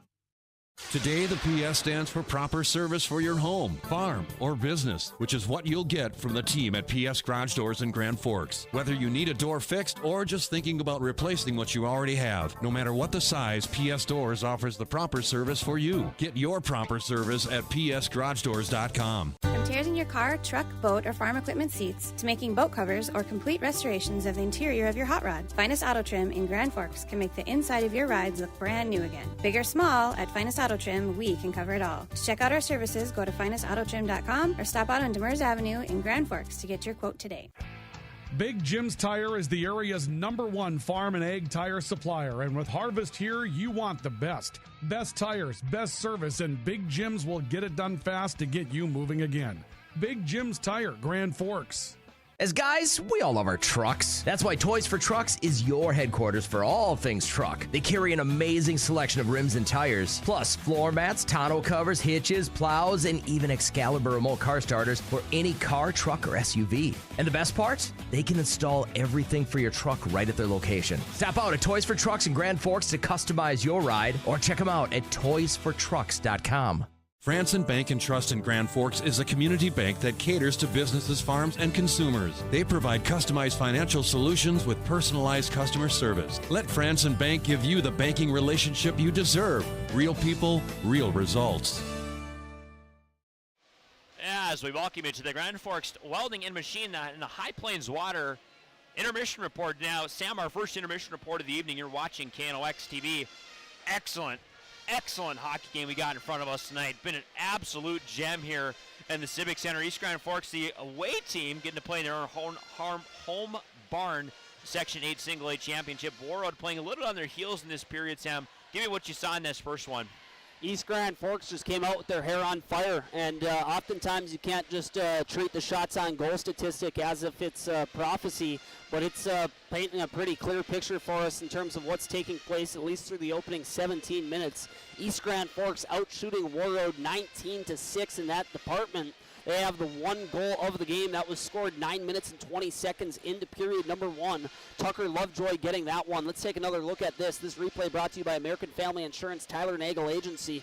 You're going to see Tucker Lovejoy just hard on the forecheck, separating a Warroad defender from the puck, streaking towards the center of the ice, throwing a shot towards the net, and it looks like Warroad's goalie was screened by his own defenseman there. We're going to take another look at this one right away here. Tucker Lovejoy taking the puck away once again from a Warroad defender, and you can see here it looks like the eyes of Finn Hansen were taken away from his own defender, and that allows it to go in between his paddle and his body on the stick side of Finn Hansen. That gives East Grand Forks the lead, and that is the only scoring to speak of. Tucker Lovejoy unassisted for East Grand Forks, and that's how it stands after 17 minutes. East Grand Forks 1, Warroad 0. Lovejoy getting awarded with his 17th goal of the season on the solo effort. You might have touched on it, Sam, but just makes a play in the corner, busting his rear end, and you know what I mean? You got a guy back there. It's really to pester. It's not really to do anything. He busts his tail, turns around, gets a nice shot on net, and they get one past Hansen early. Sam, been a great hockey game here.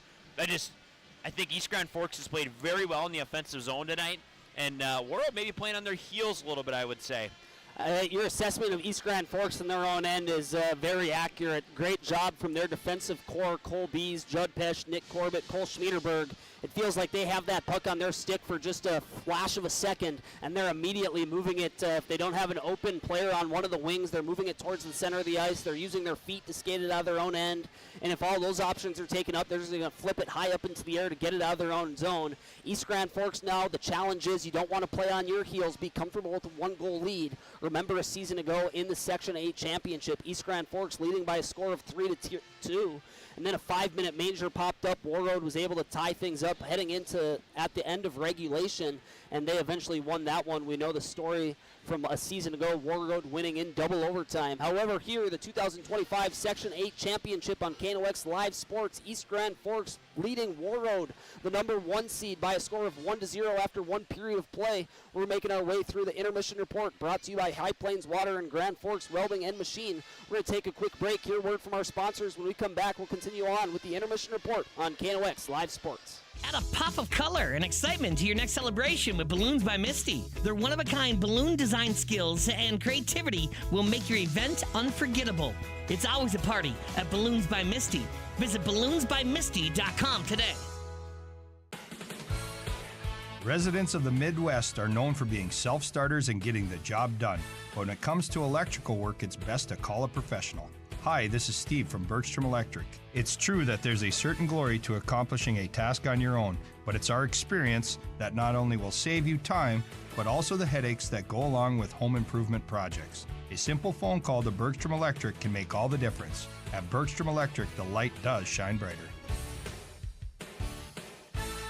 It takes attention to detail. With your local Bryant dealer, you're getting someone who pays attention to the little things that make a big difference.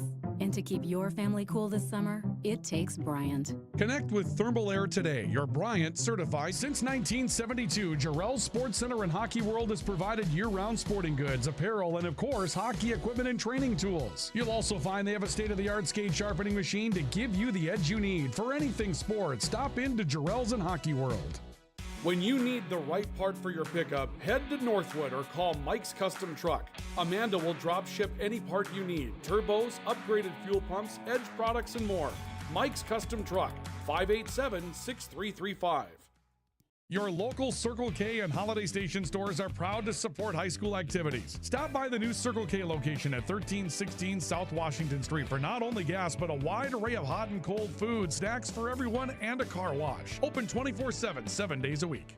ProAg in Grand Forks and Grafton carries the equipment and parts on hand to make your farming operation run smooth. They carry all major brands like Honeybee, Alloway, Amity, Artex, Hardy, Capello, Monosem, Pickett, Wilrich, and Black Ace. So whether you're trading in, buying, or just need parts, go to ProAgEquip.com to see everything ProAg has to offer. You've been waiting for a chance to do something that matters, something big, without a big price tag. Welcome to Northland Community and Technical College. Here you can have a big impact on a small campus, in classrooms that mirror today's workplace, with instructors who teach from experience and know you by name. You've been waiting for a place like this. Are you ready?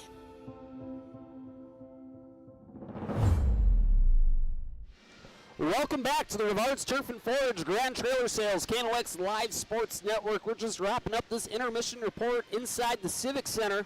East Grand Forks leading Warroad by a score of 1-0, getting ready for period number 2. The Zamboni making his final lap. Crisp, clean sheet there from the ice technician here inside the Civic Center. This intermission report brought to you by High Plains Water, your home's clear choice for awesome water. Quality water will improve every aspect of your life. And Grand Forks Welding and Machine, the men of steel. Adrian, East Grand Forks cannot be content after one period of play, although they completely outplayed Warroad. Shots are 19-6 in favor of the Green Wave after one frame. They have to continue to play their game for the remainder of this hockey game. I have a handful of thoughts on this one, Sam. I'd say, number one, they clearly outplayed Warroad for the better part of 14 minutes in that period. Warroad started to mount a charge in the kind of the final few minutes, and I think a big key for Warroad is they realized that they can snap a shot from a little further out. A lot of their shots early in this game and a lot of their opportunities were coming from kind of below the dots in tight, and that's worked on Schindley in the past, and tonight, fortunately, he's been on. But what they learned a little bit later is they're better off maybe snapping a shot and seeing where the puck goes versus trying to funnel everything low. So I think that's when they sort of started to take this game back a little bit from the Green Wave. If you're Coach Paul Messino, though, the message has got to be foot on the gas, Sam. They're playing great first period hockey. This is a Warroad team that is not just going to roll over, so you got to keep driving at them. Really like what you said there, Adrian, about Warroad's shot selection in period number 1. It felt like they were waiting for the play to develop until it turned into a grade A scoring opportunity. You got to imagine Jay Hardwick is sending the message to just put all shots on net and then crash the net. The dirty goals count all the same. Yes. And I also wanted to make the comments about how experience comes into play here. Warroad, 3-time consecutive Section 8 champion. They've been in this position before. They trailed East Grand Forks in the third period a year ago and were able to come away victorious in double overtime. Speak a little bit more about how this veteran Warroad team has been in this position before. Well, we've seen it tonight, Sam. Most notably with Hontvet, who's got, again, 88 caps for this Warroad team, but he has been on the ice. I bet you he played probably 12 minutes in that first period. I would say that's probably not even such an exaggeration. Yep, I would agree. And Taven James, 89 career games rather. Drayden Johnson, 84. They have a ton of experience, kind of peppered all throughout, and it's multiple lines. So what you're seeing is that when a different unit maybe is on the ice, there is one of those leaders that's got a lot of experience. And to comment on Finn Hansen's play in that first period, man, did he play out of his mind. I mean, like we noted, he doesn't necessarily grab the first puck right away, but God dang it, is he flexible. He can move around very well in that crease. By my tally, the Green Wave had kind of 5 really grade A could-be goal opportunities to Warroad's 1, and maybe 2 if you count that Shoggy breakaway. But Hansen has just been back there to bail him out tonight. Finn Hansen has kept this a 1-goal hockey game. There was certainly a handful of grade A opportunities for the Green Wave before Tucker Lovejoy broke the seal. Just about 9 minutes and 20 seconds into the first period as the Green Wave re-enter the ice, getting ready for period number 2. The Civic Center comes to their feet. We're going to take one final break. We're going to return with period 2 action, Section 8 hockey on KNOX Live Sports.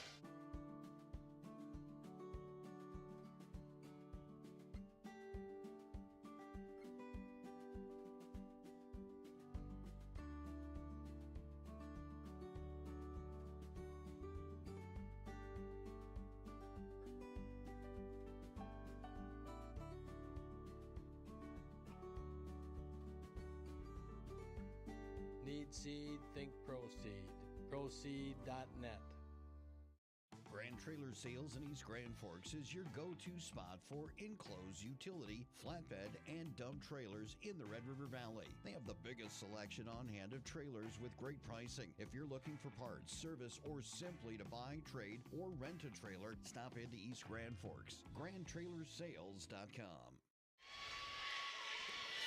Bringing you back right as we get ready for puck drop to start period number 2. East Grand Forks now making their way from right to left on your screen. Warroad making their way from left to right. We continue on with the Section 8 Class A championship game. Both teams trying to punch their ticket to advance to the XL Energy Center to play in the Minnesota High School Hockey State Tournament. East Grand Forks clearing this one all the way down the ice. Now just 10 seconds remaining on the Lovejoy minor. Looks like they're well on their way to killing off a second power play from Warroad. Cole Bees pokes that one off the stick of Taven James right as he enters the zone. Warroad able to maintain offensive zone possession. Taven James trying to move this one towards the net. It's deflected off of the legs of Cole Bees, but it goes right into the chest of Noah Shinley as time expires on the Lovejoy penalty. That was a scary opportunity there if you're a fan of East Grand Forks. Not to give the commentator a curse, I was just about to say Green Wave just need one more clear here, and then certainly they got to get maybe a little bit of a scary one in tight, but the save is made and they'll play on. Offensive zone draw, won by Warroad. Back to Hontvet. His shot towards the net, blocked by Judd Pesch. Deflects back to the near point. Warroad trying to get it back deep into the attacking end. Loose puck onto the stick of Panzer, skating through the neutral zone. Far side, Cooper Hills gives chase to the far corner. Panzer and Hills below the goal line of Warroad. Hontvet skates away from that scrum. Hontvet cross ice pass to the near side. It's behind Johnson. He's able to corral it and dump it deep into the attacking end for Warroad. It's going to ring around to the far wall. Warroad able to hold the zone momentarily. Now it's on to the stick back of Johnson. Johnson trying to make his way back towards the center of the ice. He's taken down. Nice physical hit there by Judd Pesh. Warroad still able to maintain offensive zone possession. They're going to ring this one around to the near corner. Played by Cole Bees to the near wing. Tucker Lovejoy deflects that one to Judd Pesh, who moves it to Jace Panzer. Nice one-touch pass there. Getting connected with Cooper Hill, streaking through the neutral zone. East Grand Forks trying to go for a line change. Let's see if Warroad's able to catch him in it. Johnson, hard slap shot as soon as he enters the attacking end. That one was blocked immediately. I believe that was Nick Corbett getting in front of that shot. Did not even flinch taking that puck off his shins. Just turned and looked to see where it ended up, Sam. Just a nails play there by Nick Corbett, getting in front of everything at this championship level of hockey. You got to be willing to sacrifice the body. Now Overgaard skating out of his own end. He loses control of the puck, comes back to Judd Pesh. Judd Pesh, nice pass through the neutral zone, finding Mellabrook at the Warroad blue line, entering the attacking zone. His centering feed, nice play there by Grapentine, the defenseman for Warroad. Corbett shot from the point, makes its way on net. Finn Hansen makes a nice save. Rebound still loose. Mellabrook, Overgaard, one-time shot saved by Hansen. Warroad collects the rebound, and they're going to dump this one all the way down the ice, and that's going to result in an icing. Another nice offensive zone opportunity there for East Grand Forks, generated there on the third line.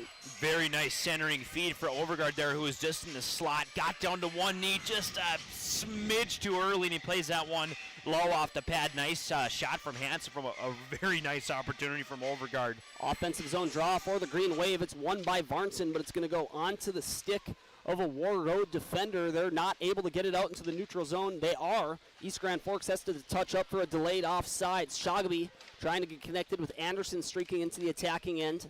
Their dump in is deflected and goes into the netting, so we're going to have a stoppage just 2.5 minutes into this one. We've already had 2 whistles, still 1-0 on our Ultra Health System scoreboard in favor of the Green Wave. Now a defensive zone draw for East Grand Forks. This one's going to be taken to the left of Shinley. It's won by Varnson. Goes back to Judd Pesh. He circles behind his own net. He's going to deflect it off the wall. It goes perfectly onto the stick of Jace Van Epps. Van Epps coming in with Varnson. Van Epps throws a shot towards the net. Save, but a rebound goes to Overgaard. His shot misses wide, and it goes up into the netting. Finn Hansen now starting to chop at Cole Bees, who was right on top of the crease. Bees was looking for a pass, too, coming in from his defensive position.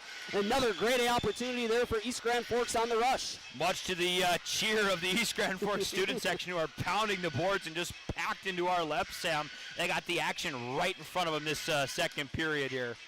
Second line stays out there for East Grand Forks. Varnson's going to lose this faceoff. Warroad's going to ring it around to the near side. Cole Bees holds the zone momentarily. Van Epps throws it towards the net. It's deflected. Finn Hansen plays it out towards center ice, and it looks like it's going to go all the way down. Icing is called off. Judd Pesh is going to be the first one to the puck. He's going to ring it around to the near hash marks.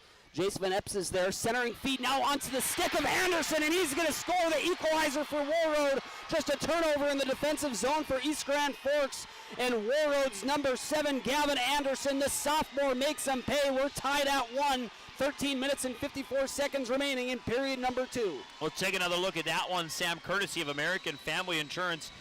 Very, very nice hustle play by Taven James there, and I believe he'll pick up the assist on this one. It might be Shogby that gets it on the back end there, but a big goal coming for Warroad early in this second period to get this one back together. 1-1. That goal brought to you by Bergstrom Electric, where they light the lamp, and the light indeed does shine brighter. Let's see how East Grand Forks responds, see if they're able to get off the mat. We're going to wait to hear from the public address announcer to hear the official scoring on that play. I'm confident that that goal is going to be credited to Gavin Anderson. Let's see who receives the assist. Gavin Anderson is credited with the goal. Shogby and James are going to get the assist on that one, so the first line all gets a hand on that equalizer for Warroad. It's going to be Anderson from Shogby and James with 13 minutes and 54 seconds remaining in period number 2. Now we're knotted at 1. That was a big goal for Warroad to get right back into this hockey game. East Grand Forks coming right back on the attack. Jace Panzer's shot misses wide. It rings around to the far hash marks. Schmiederberg throws a shot on net, and that one is gloved by Finn Hansen. He's going to hold on to that one. So we're going to have a stoppage with just under 13 minutes remaining in period number 2. We're all knotted at 1. Shots 24-8 in favor of the Green Wave. And the Warroad Warriors getting some production from their top line, Sam, which is what you want in these big games. You want your top line involved. You see them there getting on the scoreboard for the Warriors, 1-1 midway through the second here. Defensive zone draw, won by Warroad. Hontvit, one-man breakout, gets it out to center ice. Holding his ground there for East Grand Forks is Braden Overgaard. He enters the attacking end. He throws a shot that's deflected. Now Warroad has to play it behind their own goal line. They break it out along the far side nicely. Skating with it is Hontvit, entering the attacking zone, looking for some support.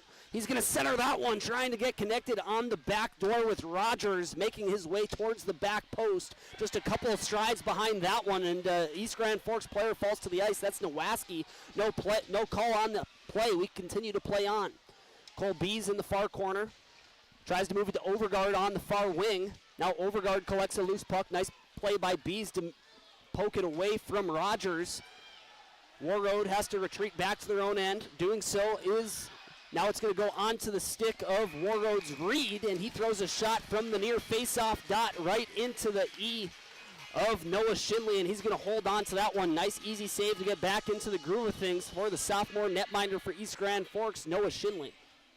East Grand Forks out shooting Warroad 24-9 in this one, but tied on the board 1-1, so nice job by Warroad taking advantage of their opportunity, Sam. These teams, maybe I would say the feeling out process is done, and they know what they got to do to maybe try and take this one home. Varnson wins this face-off to Nick Corbett. He's going to deflect it off the near glass, and it goes right onto the stick of Hunter Varnson at center ice. He moves it to the near side. Jace Van Epps gives chase. Jace Van Epps gets taken to the ice in the near corner of the attacking end for the Green Wave. Out of our view for the moment. Nick Corbett trying to hold the zone. Warroad able to clear it out towards the red line. Nick Corbett has the puck on his stick. He's going to turn this one over momentarily. He's going to give chase to the near corner. Providing pressure for Warroad is Taven James. East Grand Forks still not able to clear the zone. Corbett's going to go D-to-D now to the far side. Schmiederberg has it with plenty of time. Nice cross-ice pass to the near side. Jace Van Epps has it. He crosses the red line. He's going to cross-ice, dump this one in. And East Grand Forks is going to go for a line change. Warroad trying to catch him in it right onto the stick of the goal scorer, Anderson, who tied things up just moments ago. Anderson trying to make his way towards the net. Shot on the backhand. Odd angle shot. Making the save with Shinley. Rebound comes all the way out to the blue line. East Grand Forks still not able to get it out. Now Corbett is going to collect it. He's going to cross-ice pass to the far side onto the stick of Cooper Hills. Cooper Hills to Panzer. Panzer trying to get connected with Lovejoy. Passes behind its intended target. Taven James collects the loose puck, and he's going to ring it around to the far side. It goes off a stanchion, and then it's going to be deflected up into the crowd. A nice catch there from a Warroad faithful. He throws the puck right back onto the ice. We're going to have a stoppage with 10:53 remaining in period number 1 on our All-True Health System scoreboard. It's the Green Wave 1, Warriors 1. That one was headed towards the base drum, Sam. Thankfully, nice grab by a Warroad fan there. East Grand Forks with a nice offensive zone opportunity now. Got to do what they can to hold this zone, and they have a close bench so they can change if they are able to sustain a little bit of time here. Shot from Pesh on the far point. That one's waffle boarded by Hansen. Warroad able to collect the rebound right as they enter the attacking zone. They cough that one up. Bees moves it through the neutral zone onto the stick of Hontvit. His pass through the neutral zone is broken up by Bees yet again. He does a nice job of just taking away time and space on every area of the ice. This one's going to be dumped in by Warroad. Shinley's going to drop it off for Pesh in the far corner.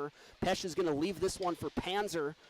Warroad, nice forecheck, forcing a turnover below the goal line. Loose puck squeaks out to Lovejoy on the near wall. Lovejoy skates it out to center ice, passes it to Panzer on the far side. Panzer now entering the attacking end, drops it off for Lovejoy. His shot misses wide, rings around to the near point. Bees unable to hold the zone. He has to retreat back to the East Grand Forks defensive end. And East Grand Forks is going to go for a line change here, as is Warroad.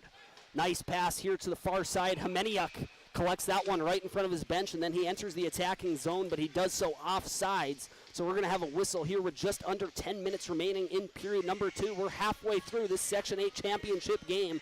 The winner will punch their ticket to the state tournament at the XL Energy Center in St. Paul. Neutral zone face-off won by East Grand Forks. Back to Schmiederberg. He goes D-to-D to the near side. Corbett cross-ice pass getting connected with Chupka. Chupka getting some ice time now. He's on line 4. He's playing up on line 3 on this shift. Some miscommunication there. Schmiederberg is able to hold the zone. And East Grand Forks dumps it deep back into the attacking end. Corbett giving chase to the far into the near corner. He's the first one to the puck. He's pressed up against the end wall. East Grand Forks able to skate away with possession. Pass back to the point, jumps over the stick of Jordan Nowaski. Back to collect this one at the East Grand Forks goal line is Schmiederberg. He's going to hand it off to Nowaski. He tries to chip it off the near wall. Warroad able to hold the zone. Doing so for the Warriors is Wesley Schreiner. Now Mellebrook is going to utilize his backhand. He chips this one up. Nowaski collects it, and he tries to find a pass cross ice to get connected with Noah Freeze. That one is in front of his intended target, and it's going to go all the way down the ice with the pass originating behind the red line. That's going to be a call for icing with just over 9 minutes remaining in period number 2. Warroad is starting to close the gap. Shots on net. East Grand Forks still has the advantage in that department, 25-11 in that category. Been very, very impressed with the forecheck in this second period from the Warriors, Sam. I think thus far that's been the separator in this middle frame, is how they are just aggressively getting to the puck. Bees collects a loose puck, enters the attacking end, his centering feed. Van Epps right there, right on top of the crease. Pass was just behind him. He was not able to corral that one in time, unable to get a shot off. Now Warroad forces a turnover at their own blue line. Hontvent entering the attacking zone. However, he does so offside. Shogby skated in before the puck on the far side, so we're going to have a whistle, and it's going to result in a neutral zone faceoff on the East Grand Forks blue line. And great opportunity there as Cole Bees centering feed just right behind Tucker Lovejoy, the goal scorer in period number 1 for the Green Wave. He tried to collect that one, but a Warroad defender was right there, right on top of the crease to get that one out of harm's way for Warroad. Neutral zone faceoff won by East Grand Forks. Back to Pesh. Now it's going to come to Lovejoy, and he's just going to deflect this one deep into the attacking end for the Green Wave. Back to collect it is hard for Warroad. He throws on the brakes to try to evade Panzer on the forecheck for East Grand Forks. He goes D-to-D with Hontvet. He's going to ring this one along the far wall, and it's going to go 200 feet all the way down the ice. So that's going to result in an icing. Now an offensive zone faceoff coming up here for East Grand Forks. Paul Messina hoping that this is the offensive zone draw that allows them to finally get a little bit of zone time in this middle frame, Sam. They've been held mostly out of the zone. Props to Warroad playing very good responsive hockey after they go into the locker room after that first period trailing by 1. Green Wave trying to get something established here, trying to hold the zone a little bit and put a little offensive pressure on. Lovejoy retreating back to his own end. Shot from the point by Schmiederberg misses wide. Warroad clears the zone. Now East Grand Forks regrouping in the neutral zone. Entering the attacking end is Cooper Hills trying to find Panzer streaking towards the net. He tries to pass it back to Lovejoy. Lovejoy poking that one behind the net of Warroad. Has it in the near corner with possession. Trying to make his way towards the center of the ice. Has the puck poked off his stick, but East Grand Forks still able to hold the zone. Stepping in nicely there is Nicholas Corbett for the Green Wave. Now Nicholas Corbett with it behind the net of Warroad. That's the second pairing defenseman for East Grand Forks deep in the attacking end. His centering feed, he's going to get a deflection from Cooper Hills right on top of the crease, but it's going to go right into the glove of the sophomore netminder for Warroad, Finn Hansen. He's going to hold on to that one. So we're going to get another offensive zone faceoff here for East Grand Forks. This one's going to be taken to the left of Finn Hansen with 7 minutes and 43 seconds remaining in period number 2. We are all knotted up at 1 on our Ultra Health System scoreboard. Mellebrook taking this faceoff. He's going to lose it to James. James wins it back to Hontvet. Hontvet throws on the brakes. Correction, Lee has it for the Warriors. Lee's going to drop this one off to Grapentine. Grapentine's going to chip this one high off the glass on the far side, and it's going to go all the way down the ice. So we're going to have another icing here as Warroad's forwards on the breakout are starting to just bleed towards center ice, and the defensemen are running out of options. So you see they are starting to elect to just throw it high off the glass, and it's going all the way down the ice. Let's see if East Grand Forks is able to take advantage. Maybe they have a set play off the faceoff. Hunter Varnson taking this draw for the Green Wave. To the left of Finn Hansen. Taven James is going to win it. He's going to win it back to Lee. Lee's going to ring it around to the near side. Shogby unable to get it out of the zone. Van Epp shot to the far side. Basically a dump in for the Green Wave. Mellebrook elects to play the body instead of the puck there. Creates an opportunity for Warroad to break it out to center ice. Now Mellebrook hands this one off to Van Epps. Van Epps entering the attacking zone. His shot misses wide off the glass behind the net. Warroad, Grapentine collects the rebound. His stretch pass through the neutral zone goes all the way down, but it finds its way on frame. Shinley has to hold on to that one as Taven James was giving chase for the Warriors. So now Warroad is going to get an offensive zone face-off. This one's going to be taken to the right of the sophomore netminder for East Grand Forks, Noah Shinley. Second time that the Green Wave have been able to outlast that first line. They started with their third line on that set. Now the Green Wave first liners out on the ice, so maybe a little bit of matchup tactics being played by Palmo and Sanderson over there, Sam. Judd Pesh on the near hash marks, chips this one high off the glass, and it goes up into the rafters. Low ceiling here inside the Civic Center. That's going to result in a stoppage. We're going to have a face-off now. This one's going to be to the left of Noah Shinley. Cole Schmiederberg just deflected that one high off the glass, and it goes up into the section team flags here inside the Civic Center. What an atmosphere for these teams, and certainly for us. We're very happy to be covering this for you on the KNOX Live Sports Network. Shot right off the face-off there for Warroad, saved by Shinley. Rebound goes to the far corner. Johnson has it. He's going to cycle this one back down low. Hendrickson, he's going to ring it around. It's going to come to the near corner. Skating now without one of his gloves, that's Johnson. He's going to ring it around to the far hash marks. Cooper Hills collects it, and he's going to dump this one all the way down. The game's starting to slow down. We're seeing an increased frequency of icings, so another offensive zone draw upcoming for the Warriors. Yeah, both of these teams, Sam, maybe getting a little bit worn out, and some of that adrenaline from the first period maybe wearing off. They just absolutely were flying in that first period. It's got slowed up a little bit now. But both these teams, like I said, kind of the feeling out maybe is done, and it becomes a little bit more of a tactical hockey game. Mellabrook wins this face-off to Judd Pesh. Nice pace, nice play out of the zone to the near wing. Nowaski dumps this one deep into the attacking end for the Green Wave. Hard first one on the puck for the Warriors. Breakout pass to the near wing. The Warriors are able to get it out to center ice, but a turnover onto the stick of Judd Pesh. He enters the attacking zone. He has it poked away from him. He's going to give chase now to the near corner. Trying to center this one. It comes back to Cole Bees. His shot from the blue line deflects off the end wall. A sprawling Finn Hansen, fearing maybe a deflection off his back into the netting. Just a sneaky wraparound attempt there from Nolan Mellabrook. He's taken to the ice. No call from the officials. Cole Bees comes in to make the play. He has it in the far corner. His centering feed trying to get connected with Mellabrook. It's going to go behind the net and ring around to the near side. Van Epps moves it back down low onto the stick of Mellabrook. East Grand Forks and Warroad continue to battle after it here in the near corner. Warroad skates away from that scrum with the puck. It goes onto the stick of number 4. That's Reed. Correction, that's Rogers. He's going to dump this one deep into the attacking end, and Warroad is going to go for a line change. East Grand Forks quick to bring the puck back up the other way. It's going to come back out towards center ice. East Grand Forks is going to have to touch up for a delayed offsides. They're going to dump this one deep into the attacking end, and they're going to go for a line change themselves. Varnson giving chase in the near corner. Warroad able to break this one out. It's going to go onto the stick of Anderson. Anderson beating Lovejoy, streaking towards the net. His shot saved by Shinley, and Shinley takes a hard hit from his own defender. That's Noah Freeze. It looks like Freeze was hit into Shinley. Shinley took a hard hit, still able to hold on to the puck and keep it out of the net. It stays a 1-1 hockey game, just under 5 minutes remaining in period number 2. Certainly not an intentional play, just kind of where the contact seemed to come. Sam Shinley goes just straight back there, but he hops up quickly and he's ready to go. He's showing that a little bit of run of the goaltender is not going to stop him. Huntvit shot from the point, testing Shinley right after that hard collision. He makes the save. Rebound is put out of harm's way by Corbett. Warroad quick to dump this one back into the attacking end for the Warriors. Now the teams are going to battle for it on the near wall, on the top of the near circle. Huntvit trying to collect it. Panzer has it. His pass through the neutral zone. Bouncing puck collected by Warroad. They're going to dump this one back. However, it goes onto the stick of Corbett. He's going to chip this one high into the air. Now Huntvit collects it at his own blue line. Chip off the near glass. Comes back to Corbett. Corbett now skating, and we're going to have a hand pass. And that's going to be a hand pass call against East Grand Forks. Panzer slow to get up in the attacking end. He's looking for a cross-checking call. He skates to the bench a little gingerly. But after the hand pass infraction against Corbett, it's going to result in an offensive zone draw for Warroad. It's going to be taken to the left of Noah Shinley. East Grand Forks feeling a little tender. They thought that there was an interference that was missed behind the Warroad net just a minute ago. And I'm guessing that some of those emotions may be bubbling over now into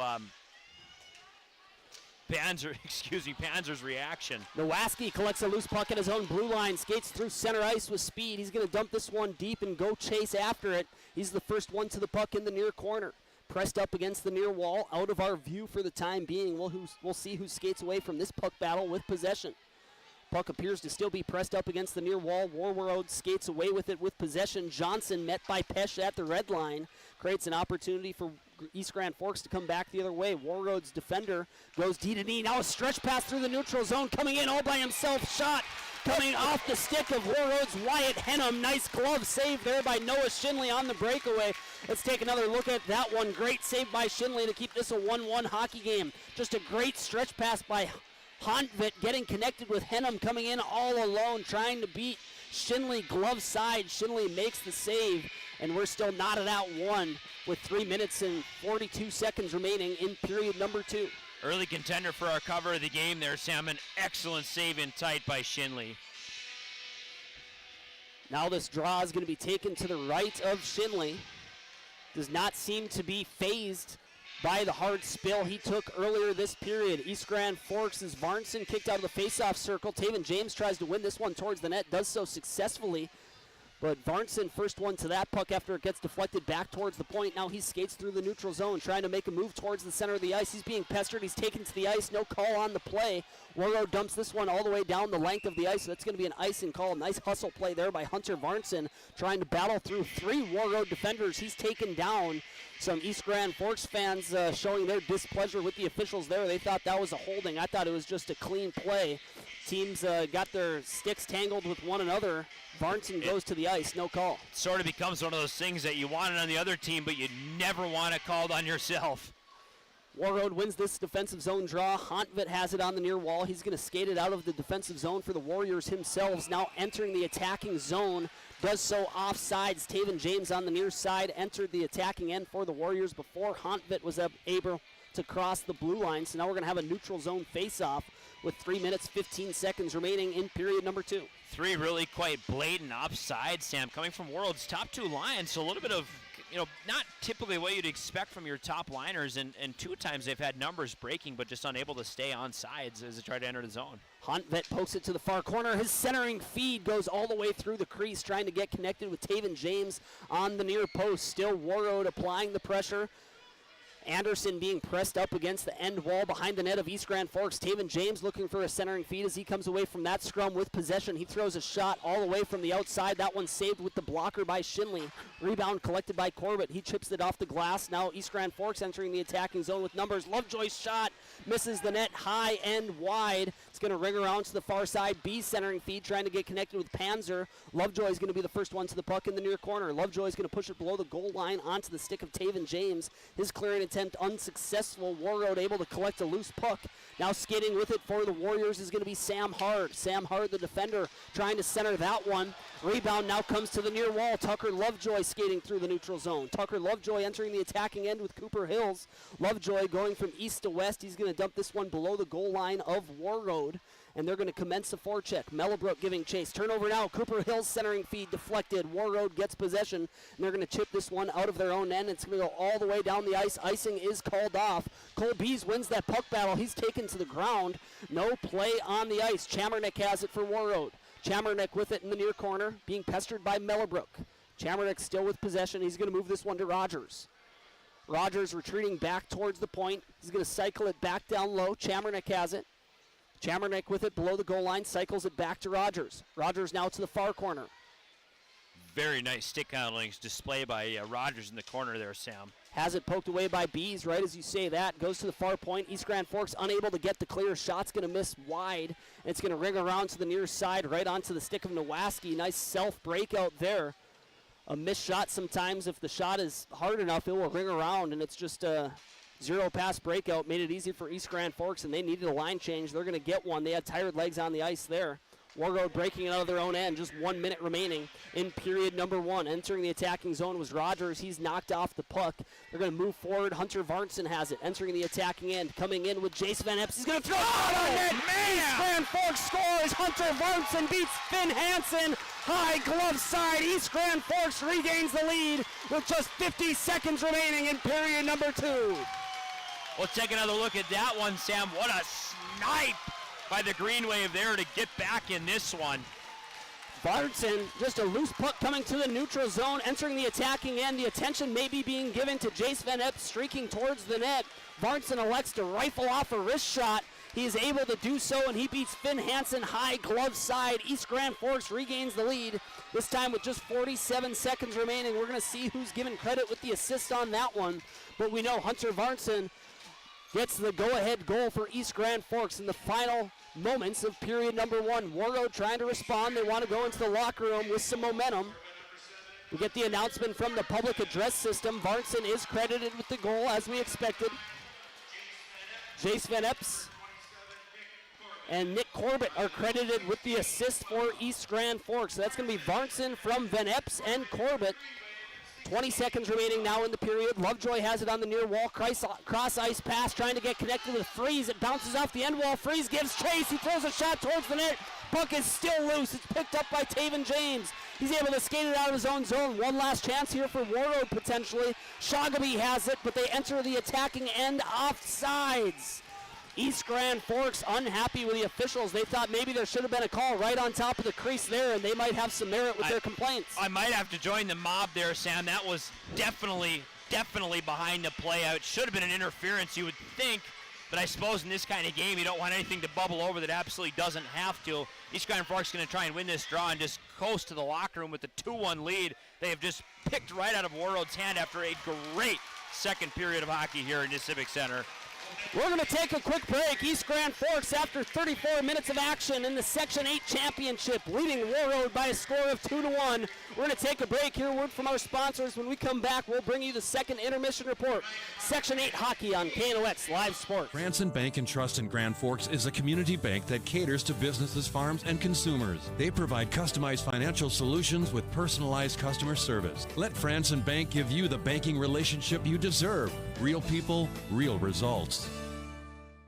From tears in your car, truck, boat, or farm equipment seats to making boat covers or complete restorations of the interior of your hot rod, Finest Auto Trim in Grand Forks can make the inside of your rides look brand new again. Big or small, at Finest Auto Trim, we can cover it all. To check out our services, go to finestautotrim.com or stop out on Demers Avenue in Grand Forks to get your quote today.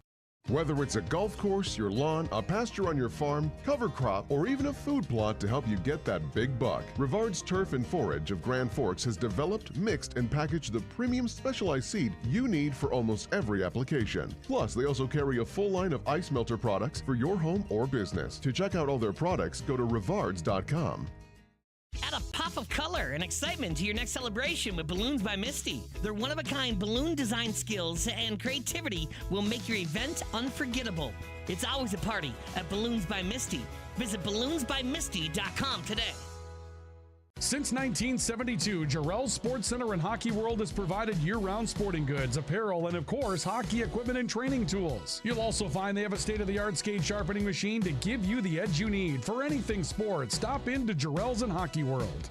Pro Ag in Grand Forks and Grafton carries the equipment and parts on hand to make your farming operation run smooth. They carry all major brands like Honeybee, Alloway, Amity, Artex, Hardy, Capello, Monosem, Pickett, Blue-Rich, and Black Ace. So whether you're trading in, buying, or just need parts, go to ProAgEquip.com to see everything Pro Ag has to offer. When you need the right part for your pickup, head to Northwood or call Mike's Custom Truck. Amanda will drop ship any part you need. Turbos, upgraded fuel pumps, Edge products, and more. Mike's Custom Truck, 587-6335. Your local Circle K and Holiday Station stores are proud to support high school activities. Stop by the new Circle K location at 1316 South Washington Street for not only gas, but a wide array of hot and cold food, snacks for everyone, and a car wash. Open 24/7, 7 days a week. Spray Advantage of Grand Forks carries everything you need for the chemical and fertilizer application on your farm. They have pumps, tips, and tanks from 3 gallons all the way up to 10,000 gallons on hand. They can help with parts and accessories for the fertilizer and tillage equipment on your farm too. Go to sprayadvantage.com. Rust, salt, and time are the biggest enemies for a fuel tank. Never fear, because Grand Forks Welding is here to take care of your enemies for you. We not only fix or patch your tanks, but we can custom fabricate any kind of replacement fuel tanks or service unit. Go to grandforkswelding.com.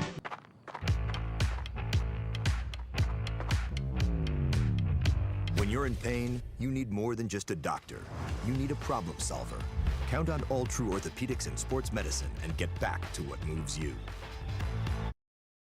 Today, the PS stands for proper service for your home, farm, or business, which is what you'll get from the team at PS Garage Doors in Grand Forks. Whether you need a door fixed or just thinking about replacing what you already have, no matter what the size, PS Doors offers the proper service for you. Get your proper service at psgaragedoors.com. Apex Apparel is your quick turnaround apparel and promotional item shop in Grand Forks. If you're looking for direct-to-garment printing, embroidery work, or a huge selection of promotional items, come to Apex Apparel, your locally owned, family-run, quick turnaround apparel shop in Grand Forks. Grand Trailer Sales in East Grand Forks is your go-to spot for enclosed utility, flatbed, and dump trailers in the Red River Valley. They have the biggest selection on hand of trailers with great pricing. If you're looking for parts, service, or simply to buy, trade, or rent a trailer, stop into East Grand Forks. GrandTrailersSales.com. Your family deserves clean, filtered water. High Plains Water offers Millennium Drink Water System, which delivers great tasting water and also eliminates harmful impurities. Professionally installed and maintained by High Plains Water of Grand Forks. See them at highplainswater.com. It takes attention to detail. With your local Bryant dealer, you're getting someone who pays attention to the little things that make a big difference. And to keep your family cool this summer, it takes Bryant. Connect with Thermal Air today, your Bryant certified dealer. As we welcome you into the Grand Forks Welding and Machine High Plains Water intermission report, Sam, we've got an absolute gem of a game here in East Grand Forks, Minnesota. The Green Wave, the visitors on the scoreboard, playing in their home rink. Sounds so odd to say, are playing in an absolute dandy against Warroad, the #1 overall seed in the Section 8A bracket, Sam. East Grand Forks out shooting the Warriors nearly 2-1, 30-17. Warroad mounting a very, very nice charge in that second period, but both teams end up with 11 shots on the scoreboard to keep pushing that margin.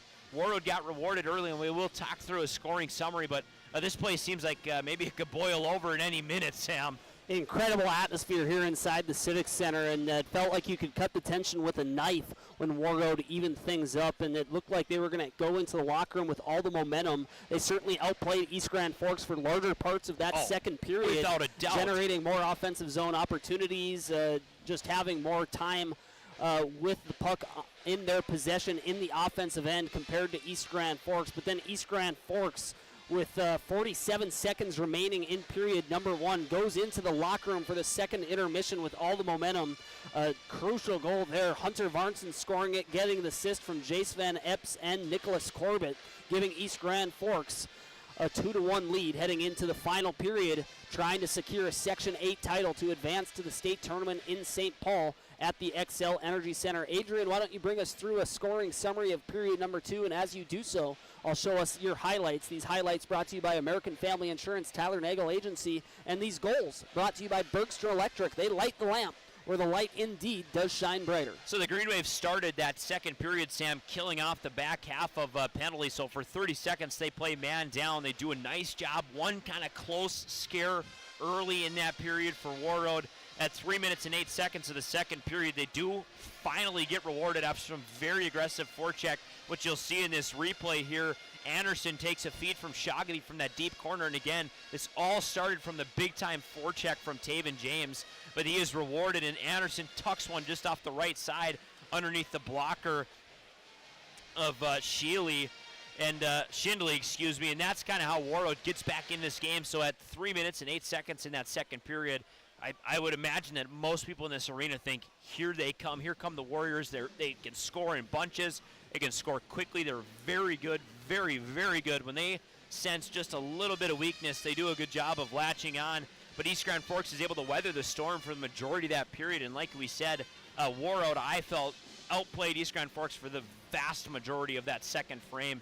East Grand Forks did have a couple nice offensive zone draws in the middle part of that period to break it up, but otherwise a lot of pressure coming from Warroad. And finally, just with 48 seconds remaining in that second period, Varnson is rewarded and makes this game a 2-1 hockey game. He takes a feed from Van Epps and a secondary assist from Corbett. As you see Varnson here, Van Epps streaking towards the net, and all the attention is shown to him. Just a little bit of a tiny little flinch over to that right side, or left side rather. Drifting over is Thomas Grapentine, and just taking that tiny little window. Let's take another look at that one. Is Varnson, he puts it in. So Varnson taps in just with little under 1 minute to go. He taps in a goal, and he pulls his hockey game rather back into East Grand Forks' favor. Just beats him far side. Just a nice goal. And you'll see Corbett just whacking at it to clear the zone, comes out to the neutral zone. I think Corbett should maybe be credited with the primary assist on that one. It could have been deflected towards Varnson off the stick of Van Epps. I would imagine the referees have a better angle than we do. And then Van Epps just attacking the net, looking for a rebound. Hunter pulling Varnson, attention. not even looking for a pass, not even setting himself up for a one-time opportunity. Makes the decision easy for Varnson. He elects to throw a shot high to the far side, beating Finn Hansen high glove side. And East Grand Forks carries the momentum into period number 3. This intermission report brought to you by High Plains Water, your home's clear choice for awesome water and Grand Forks Welding and Machine. We're going to take another quick break here. Word from our sponsors. When we come back, we'll wrap up the intermission report, getting ready for period number 3, Section 8 Championship inside the Civic Center on KNOX Live Sports. Picture yourself at Lake Region State College. With faculty and staff here to help you succeed, we know you by name. Picture your success as you get hands-on ready for the workforce or transfer on to earn your bachelor's degree. Lake Region State College. We change lives. It's hard to explain what this feels like. We could try to put it into words, but nothing compares to experiencing it for yourself. You just have to get in the seat. Visit True North Equipment at any of our 10 locations or at www.truenorthequipment.com. Signature Graphics in East Grand Forks is your one-stop shop for all your branding and design needs. From embroidery, vinyl wrapping, laser print, and more, fully customized from start to finish, all in-house. Signature Graphics. We craft your vision. You watch it come to life. Your family deserves clean, filtered water.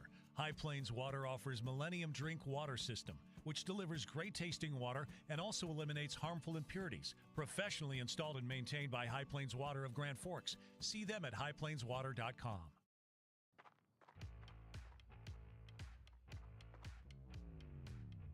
When you're in pain, you need more than just a doctor. You need a problem solver. Count on All True Orthopedics and Sports Medicine and get back to what moves you. Big Jim's Tire is the area's #1 farm and ag tire supplier, and with harvest here, you want the best. Best tires, best service, and Big Jim's will get it done fast to get you moving again. Big Jim's Tire, Grand Forks. Apex Apparel is your quick turnaround apparel and promotional item shop in Grand Forks. If you're looking for direct-to-garment printing, embroidery work, or a huge selection of promotional items, come to Apex Apparel, your locally owned, family-run, quick turnaround apparel shop in Grand Forks. Rust, salt, and time are the biggest enemies for a fuel tank. Never fear, because Grand Forks Welding is here to take care of your enemies for you. We not only fix or patch your tanks, but we can custom fabricate any kind of replacement fuel tanks or service unit. Go to grandforkswelding.com. Today, the PS stands for proper service for your home, farm, or business, which is what you'll get from the team at PS Garage Doors in Grand Forks. Whether you need a door fixed or just thinking about replacing what you already have, no matter what the size, PS Doors offers the proper service for you. Get your proper service at psgaragedoors.com. Spray Advantage of Grand Forks carries everything you need for the chemical and fertilizer application on your farm. They have pumps, tips, and tanks from 3 gallons all the way up to 10,000 gallons on hand. They can help with parts and accessories for the fertilizer and tillage equipment on your farm too. Go to sprayadvantage.com. Open all year round to the public, Eagles Crest offers space for holiday parties and family get-togethers. And of course, daily specials, appetizers, and all your favorites, including Sunday brunch buffets. Come in for the view and delicious meals at Eagles Crest Grill. As guys, we all love our trucks. That's why Toys for Trucks is your headquarters for all things truck. They carry an amazing selection of rims and tires, plus floor mats, tonneau covers, hitches, plows, and even Excalibur remote car starters for any car, truck, or SUV. And the best part? They can install everything for your truck right at their location. Stop out at Toys for Trucks in Grand Forks to customize your ride, or check them out at toysfortrucks.com. Folks, that'll conclude our High Plains Water and Grand Forks Welding and Machine halftime shows. We welcome you back in. Just getting ready to get going in this third period, Sam. I want just one or two things that you think maybe either of these teams have to do to stay in this one. You know, if I'm the Green Wave, I'll give you my 2 cents here. Play physical and keep the gas pedal down. You have to play down Warroad's throat. You have size on them. Skill maybe not as much, but certainly peppered throughout. The Green Wave got to keep the pressure on and manufacture some of this pressure on the Warroad Warriors. I'd agree completely, Adrian. East Grand Forks student section being warned here from the public address system to stay off the glass rather sternly. But your assessment of East Grand Forks, they want to continue to play Green Wave brand of hockey, and that is physical, but there has to be some balance taken into consideration there. You want to play a physical brand, but we don't want a repeat of last season taking what some would say a dumb penalty, giving Warroad an opportunity on the man advantage. Then for Warroad, just continue to do. I mean, they outplayed East Grand Forks in that second period for large stretches of that second frame. They want to continue to put shots on net and crash the net. That goal came from just a hard forecheck, a pass to the front of the net. Anderson was able to bury it on the far post. Let's see if Warroad has more of that in the funnel. Getting ready for period number 3. This is going to decide who wins Section 8 at the Class A level, Minnesota high school hockey. Who's going to advance to the state tournament at the XL Energy Center next week in St. Paul. 5 teams have already clinched their ticket last night. Other games, 3 games taking place here this evening. This Section 8 could be the most competitive. We do not have scores available for you. Maybe they'll refresh by the time we get to our post-game show. But for now, 100% of our focus is going to be between these 2 teams, East Grand Forks and Warroad. A little bit of a delay to start period number 3. They're going to let the water on the ice dry off a little bit, so that doesn't play a factor and slow down the progression of the puck as we begin period number 3. The officials are going to give the ice a little extra minutes. The Zamboni driver, maybe feeling the pressure from a packed barn, had to take a couple of what we call laps of shame in the industry. Coming from a former ice technician and Sam Jensen himself, this guy lives, breathes, and sleeps puck, so he knows what goes into ice preparation and care. It's certainly no game where you got to get it right rather than the Section 8 championship. Let's hope this ice is at a pristine 17 degrees Fahrenheit. What many consider to be the preferred temperature for playing conditions for an ice sheet. As we're still waiting for this to dry off here to start period number 3. That intermission report brought to you by High Plains Water, your home's clear choice for awesome water, and Grand Forks Welding and Machine, the men of steel. Once again, as you've noticed, those of you tuning in, this broadcast not needing a subscription, no paywall, so please make sure to support those who support us. So whether you hear a live ad read from Adrian or myself or during one of our commercial breaks, they make our broadcast of Greater Grand Forks Athletics possible as the referees are making sure the goaltenders are ready, making sure the penalty box is ready. The puck is down for period number 3. East Grand Forks and Warroad for the Section 8 title. Warroad wins the center ice faceoff, quickly trying to seam pass through the neutral zone, picking this one up with speed is Shogby. His shot towards the net from the top of the far circle. Now we're getting a whole lot of energy just 10 seconds into period number 3. Most of that water is going to be concentrated down near the East Grand Forks net. It should dry in a couple minutes here, but East Grand Forks hoping the puck is out of their own zone so they don't got to worry about it. That's going to favor East Grand Forks early on. Most of the wet ice concentrated in the attacking end of Warroad. Cooper Hill's trying to streak towards the net, has that one taken away by Hontvet.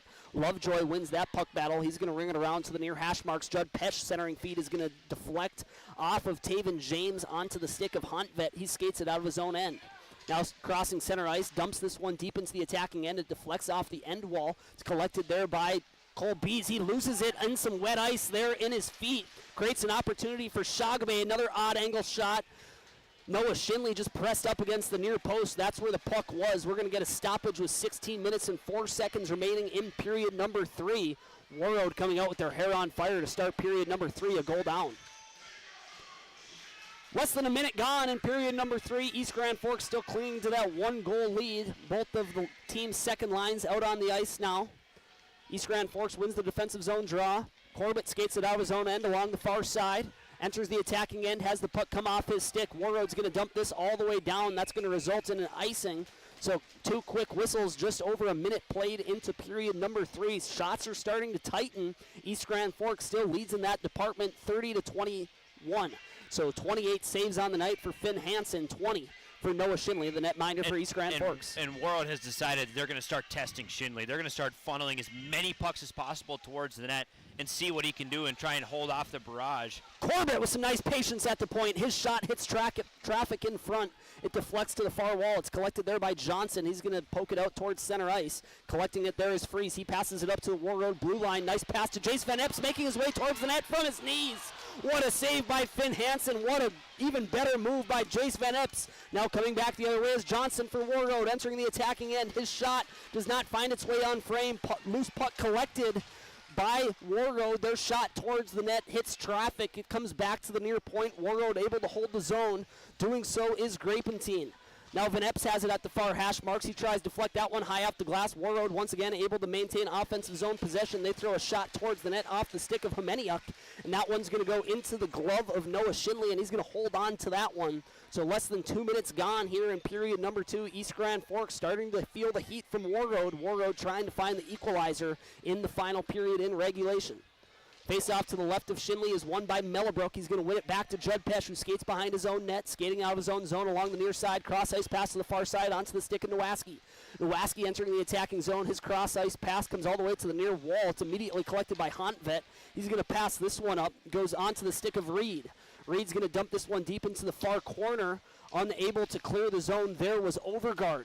Now Warroad has possession in the offensive zone. Hontvet near point. His shot finds its way on frame. Nice save there by Shinley. Rebound comes to the near wall. East Grand Forks still not able to clear the zone. Now it's going to be cross dump into the far side. Pesh there for East Grand Forks. Utilizes his backhand, chips it high off the glass, and it's going to go all the way down the ice for an icing.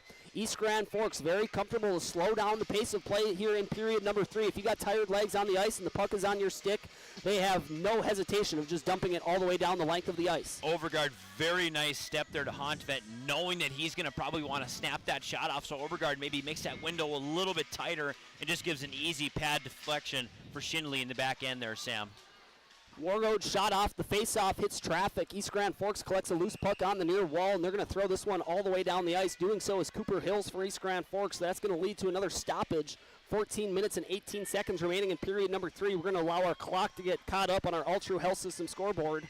For those of you watching on KNOX Live Sports, offensive zone face-off here for Warroad. It's going to be taken to the right of Noah Shinley. It's going to be Anderson taking it for Warroad. Panzer for East Grand Forks. Panzer's going to win it to the near wall. Corbett collects it, skates behind his own net. He's going to chip it off the far glass, trying to find Panzer streaking through the neutral zone. Panzer gets to the puck before it gets to the goal line to negate an icing. His centering feed deflected. Cooper Hills has to jump up to try to settle that one down, but it goes onto the stick of Anderson. Anderson skating through center ice with speed. He is stood up there by Cole Schmiederberg. He's still going to dump it into the far corner. Shogby there to collect it. Back to the point, shot on net from Schreiner. It goes right into the breadbasket of Noah Shinley. He's going to hold on to that one, and Adrian expect a lot more whistles. This is going to be a slow third period, and that is going to favor East Grand Forks. Absolutely. But they do not want to sit back on their heels. They do want to press forward and try to generate some offensive chances for themselves as well. And the Green Wave have cycled through most of their 3 lines tonight. A lot of the action for the Warriors has been concentrated between their top 2, which is sort of just what you get as a very nice sprawling save there by Shinley. Shot coming off the stick of Anderson. Schreiner shot from the point, hits traffic. It deflects onto the stick of Anderson. Shinley sprawling on his belly, makes the pad save on the near post. He covers that one up, and we're going to have another stoppage there. Shinley keeps it a 2-1 hockey game. That's another candidate for a finest auto trim cover of the game. Warroad wins another offensive zone faceoff. It feels like they are absolutely buzzing here to start period number 3. East Grand Forks on their heels, unable to clear that one. Hontvet looking for a deflection on the far post. Schreiner shot from the point, hits traffic. That one gets cleared out of harm's way for East Grand Forks, comes back out to center ice. Everybody here inside the Civic Center living and breathing with every single play that is made here. What an electric atmosphere here for the Section 8 final inside the Civic Center, East Grand Forks, Minnesota. Jace Van Epps collects it on the far hash marks in his own end. That one's going to be deflected by Anderson with his glove. It's going to go onto the stick of Cole Bees. Cole Bees passing to the far wing. Van Epps has it. He's going to move it up to Varnson. Varnson, nice give and go back to Van Epps. He skates through center ice, tries to make a move, has it taken away by Schreiner. Schreiner then has it taken away at the East Grand Forks blue line. Goes onto the stick of Taven James, comes back to the point. Shots deflected. That one coming off the stick of Hard. Another rebound opportunity there for Shogby is going to miss wide. Warroad holds offensive zone possession. Corbett tries to clear this one out of the zone. Taven James back to the point. Nice block shot there by Noah Freeze, just laying his body on the line. And East Grand Forks is going to go for a line change. Warroad's going to dump this one deep into the attacking end and go for a line change for themselves as well. Hendrickson has it behind the East Grand Forks blue line, has it taken away by Corbett. Corbett with room to skate it out of his own zone on the right side, crosses center ice, and he chips this one into the attacking end, goes off a stanchion, and then goes up into the netting. So we're going to have a stoppage. It's going to result in a neutral zone face-off. 12 minutes and 27 seconds remaining in period number 3. East Grand Forks still clinging to a 2-1 lead on our All-True Health System scoreboard. And clinging is exactly right, Sam. Warroad has really come out with some fire under their rear ends to start this third period. Neutral zone faceoff on the Warroad blue line is won by the Warriors. D to the far side onto the stick of Lee. Turnover there at the East Grand Forks blue line. They try to pass that one through the neutral zone. Icing called off. Nowaski giving chase. Correction, that's actually going to be Overgaard. Warroad able to break it out to center ice. Schmiederberg collects it at the red line. He dumps this one deep into the attacking end. East Grand Forks taking quick shifts. That third line's going to go for a line change. Back out onto the ice is Lovejoy, Panzer, and Cooper Hills, the first line for East Grand Forks. Collecting a loose puck is Corbett. Corbett entering the attacking zone. He pokes that puck below the goal line of Warroad onto the stick of Tucker Lovejoy. Lovejoy throwing on the brakes at the near hash marks, trying to make his way towards the net, putting a shoulder down. The puck is going to be poked off of his stick, and it's going to go to the far hash mark. Nice pinch there by Cole Bees to keep the puck in the East Grand Forks offensive zone for a couple of more seconds, and then a clearing attempt there from Warroad. Johnson comes off of his stick. It's going to go off of the referee and up into the crowd, so that's going to result in a stoppage. 11 minutes and 39 seconds remaining in period number 3. Excellent forecheck from the Green Wave, Sam. And like you noted, they're changing very quickly, very disciplined on and off the ice. It's allowing these fresh legs to continue to press. Cooper Hill's shot off the face-off is deflected by traffic. Deflects to the far corner. Lovejoy taken down to the ice. No call. We continue to play on. Taven James now skating through the neutral zone. Shot from near the red line.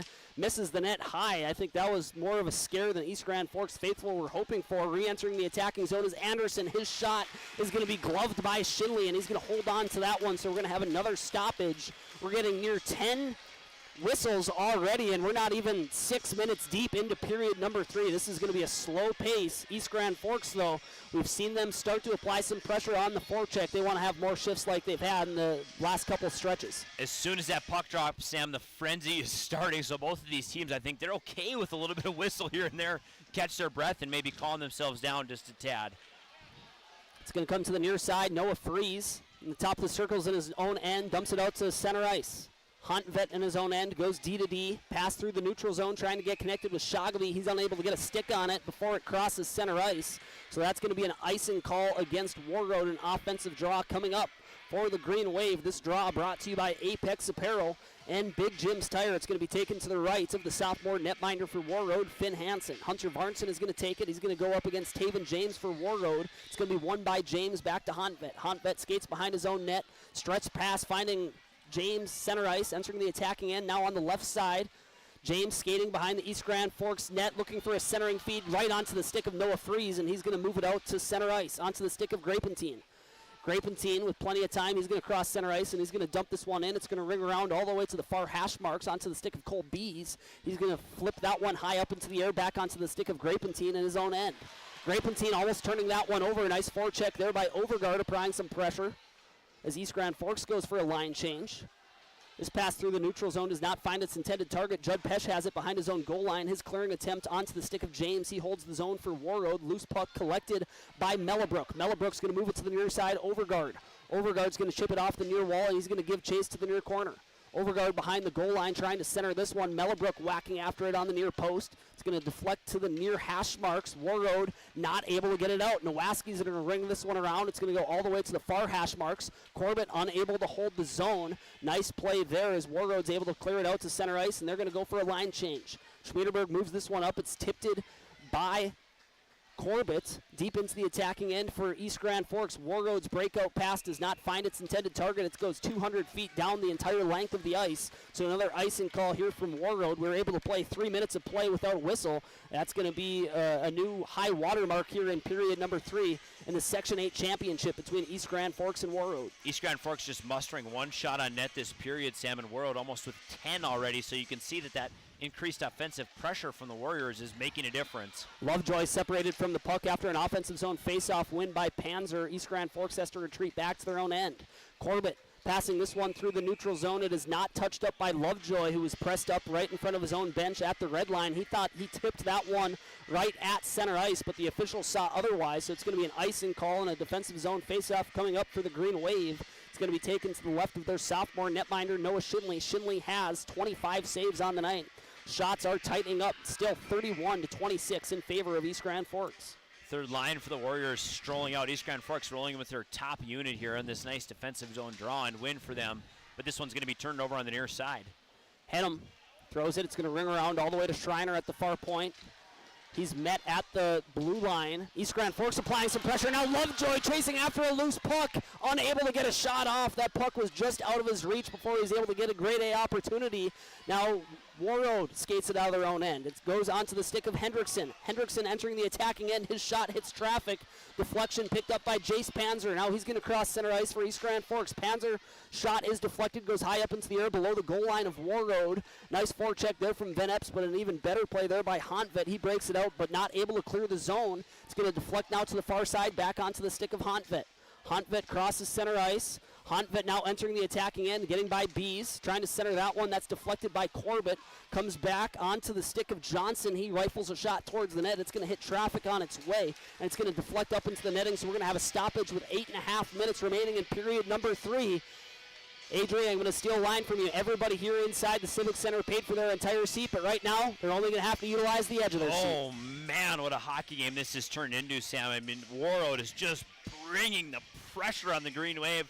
Their depth is helping out. They're changing quickly, and they've got a lot of as fresh as you can get at this point of the game, legs on the ice. And that has really helped the Green Wave as Warroad have just brought this nonstop pressure in this third period. Warroad in this third period starting to dominate inside the face-off circle. Let's see if that comes back to haunt East Grand Forks. Now just over 8 minutes remaining in regulation. Taven James scores for Warroad. He evens things up, making his way towards the front of the net along the far post, and he beats Shinley 5-hole, and we are all knotted at 2 with 8 minutes and 13 seconds remaining in period number 3. Let's take another look at that goal scored by Taven James, the leading goal scorer for Warroad. This replay brought to you by American Family Insurance, Tyler Nagel Agency. Warroad after the offensive zone face-off draw. Taven James just doing it all himself, making his way towards the front of the net, finds a lane, and his shot from right on top of the crease beats Shinley 5-hole, so we're all knotted up. Taven James evens things up with just over 8 minutes remaining in period number 3. Here comes the announcement from the public address system. We're going to see if that goal was assisted. Unassisted, another opportunity there for Warroad. They continue to apply the pressure. They have all the momentum now. Now a shot hits the post off the stick of Anderson, comes back to the near point. Warroad able to hold the zone. Corbett now. He's just going to try clear the zone. He's successfully able to do so, but the icing is going to be called off. Finn Hansen coming out of his own net, trying to catch East Grand Forks in a line change. Anderson passing this one to Shogby. Shogby's just going to dump this one into the far corner. Cole Bees is going to win that puck race. Hontvet right in front of the East Grand Forks bench, pressed up against the end wall. Teams battle for it there at center ice. The Civic Center is just an absolute tinderbox right now, Sam. This place could explode with an East Grand Forks goal. I would imagine that the roof just very well might come off this place if East Grand Forks is able to get the go-ahead goal here now with just 7 minutes and 20 seconds remaining in period number 3. Offensive zone draw here. It's going to be taken by Chupka. Out on the ice with Nowacki and Overgaard. Chupka wins it back to Overgaard. His shot hits traffic. It's going to deflect to the near corner. It's going to be collected there. Teams are going to battle for it in the near hash mark. Skating away with it is Hontvet. Hontvet crossing center ice. He's going to dump this one in, but it's going to go up into the student section of East Grand Forks. So that's going to result in what I believe is going to be a center ice face-off now.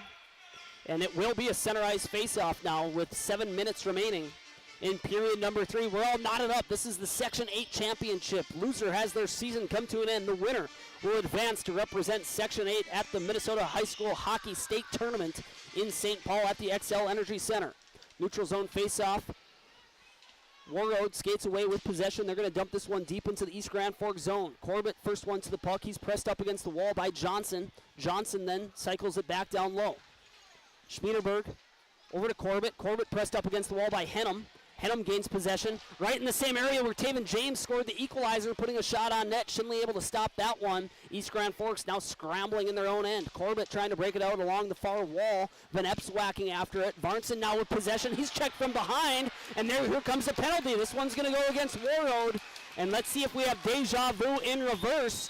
This is going to be a roughing call against Warroad, so East Grand Forks, game tied at 2. 6.5 minutes remaining in period number 3. This is going to be a penalty that will be assessed against Casey Hendrickson. 2 minutes for roughing. So now we're going to get another look at this RBB Electric power play for East Grand Forks. They're operating at a 22.8% success rate on the season. Needed now more than ever, Sam. I mean, they've done well in the offensive zone. They just have not had a ton of opportunities or a ton of time down here in this third frame. Feels like this is the relief East Grand Forks needed. Warroad was just pressuring and pressuring. East Grand Forks not able to get it out of their own zone. They get a get-out-of-jail-free card For the next minute and 50 seconds, they are going to be on the RBB Electric power play. Let's see if they're able to convert. Cole Bees skating through the neutral zone. He's going to drop this one off for Cooper Hills. Hill slides it over to Van Epps. Van Epps, errant pass collected by James. Nice job there by Cole Bees to maintain offensive zone possession. Schmiederberg, puck is loose right on top of the crease. Whacking after it was Van Epps. It's going to deflect over to the far corner. Van Epps has it below the goal line.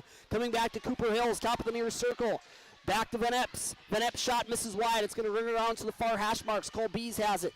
Bees slides it back to Varnson, trying to find Hill streaking towards the net. Hill streaking towards the net. Perhaps Varnson thought he was going to stay at home. Centering pass there, deflected. It's collected by Taven James, and he's going to dump this one all the way down behind the net of East Grand Forks. It's going to be collected there by Corbett. Just 1 minute remaining on the Hendrickson Roughing Minor. Let's see if East Grand Forks is going to be able to get their power play set up here. Just 50 seconds remaining. Couple Green Wave players colliding on the far side and slowing down the zone entry, but they finally do get in. Mellowbrook back to Lovejoy. Lovejoy in the high slot, looking to get a shot. It misses wide, rings around to the near side. Jace Panzer has it. 40 seconds remaining on the RBB Electric power play. Down below the goal line, Mellowbrook has it. Mellowbrook looking for a centering feed. It's going to be deflected high up into the air, collecting that one and settling it down is Lovejoy. Lovejoy's shot easily saved there by Finn Hansen. He gloves that one. 25 seconds remaining on the Hendrickson Roughing Minor. 4 minutes and 58 seconds remaining in regulation. This one is coming down to the wire, and Adrian, this is exactly what we expected in the Section 8 championship. And this is exactly what it's been, Sam. It's just these two teams going at it. Obviously heavyweights of Northwestern Minnesota, and the winner gets to go down the road to St. Paul, and the loser's got to go home. Warroad clears this one out. Cross ice dump in now to the far side. Back to collect it is Corbett for East Grand Forks. Corbett gets a return pass from Lovejoy. He's going to skate it out of his own end. He's probably going to drop this one off. He does so. Gives it to Lovejoy. Lovejoy now crossing center ice with speed, entering the attacking zone, putting himself in a scoring position. On-angle shot hits the side of Finn Hansen. Now we continue to play at even strength. Hendrickson comes out of the penalty box. Now here comes Rogers. Rogers entering the attacking zone on the left side, pressed up against the wall, separated from the puck. Judd Pesch now has it in the far corner. He's going to chip it high off the glass out towards center ice. Rogers has it, trying to dump it in yet again. Nice job there by Mellowbrook to deflect that pass. He's going to dump this one all the way down. Finn Hansen settles it down for Schreiner. Schreiner clears it out of the zone, onto the stick of Noah Freeze. He crosses center ice, dumps this one in, and the East Grand Forks forecheck will commence. Able to clear this one out is hard. It's deflected as it crosses center ice. Bees collects it below his own goal line. Bees skating out of his own zone. He's going to hand this one off to Nowaski, who's just going to dump this one. It's going to ring around behind the net of Warroad, played by Schreiner over to the far wing. Taven James trying to poke it out of the zone. Nice job there by Cole Bees to hold the offensive zone possession for East Grand Forks. Warroad, however, collects a loose puck, and they're going to chip this one high up into the air, forcing Schmiederberg to retreat back to his own end. Schmiederberg gets it out to the neutral zone. Warroad re-enters the attacking zone. However, they do so offsides. So I smell potentially a repeat of last season, Adrian. 3 minutes and 22 seconds remaining in period number 3. This is going to be an offensive zone draw for East Grand Forks. The officials must have deemed that an intentional offsides against Warroad. So let's see if East Grand Forks is able to take advantage, see if they have a play set up off the draw. Varnson wins it to the far corner. Slides it over to Cooper Hills. Cooper Hills throws on the brakes. Hands it off to Varnson. Varnson's pass back to the point. Corbett, cross ice dump into the near corner. Hills. Van Epps. Van Epps deflects it off the end wall. Trying to get connected with Varnson at the far hash marks. Corbett holds the zone only momentarily. Now Taven James trying to find Anderson streaking through the neutral zone. Nice job there by East Grand Forks to deflect that pass. They dump it back below the goal line of Warroad. Hontvet has it. He's going to go D-to-D with Grapentine. Grapentine, nice pass through the neutral zone into the skates of Taven James. He gets possession, settles that one down. Delayed offsides. Warroad's just going to dump this one right onto the stick of Corbett. He's going to cross center ice, entering the attacking end, throwing a shot on net. It's actually going to miss high. It's going to deflect over to the near corner. Mellowbrook cycling it back down low, goes right onto the stick of Hard. Hard throws it out towards center ice. Lovejoy has it. Panzer gives it right back to Lovejoy. Lovejoy looks like he was going to be streaking towards the net for a breakaway, but the puck just gets out of his reach. It's collected by Hontvet, and he's going to deflect this one out to center ice. Schmiederberg has it on his own blue line. Cross ice pass to the near side. Mellowbrook to Lovejoy. Back to Mellowbrook. Mellowbrook Passing it back to Lovejoy. Odd angle shot. It's going to go over to the far corner, and it's going to be chipped out to the blue line. B's shot is going to ring around now to the near blue line. Schmiederberg not able to get that one deep. Hennem able to get it out to center ice for the Warriors. Now it's going to go below the goal line of East Grand Forks. Mellebrook has to win this puck race. He loses it to Hennem. Hennem centering feed almost gets connected with Rogers streaking towards the net on the left side. Shot is blocked there by Schmiederberg. Comes to the near corner. Schmiederberg has it behind his own net. He's going to ring this one around. Van Epps is able to tip that one conveniently right onto the stick of Varnson. Varnson trying to make a man miss.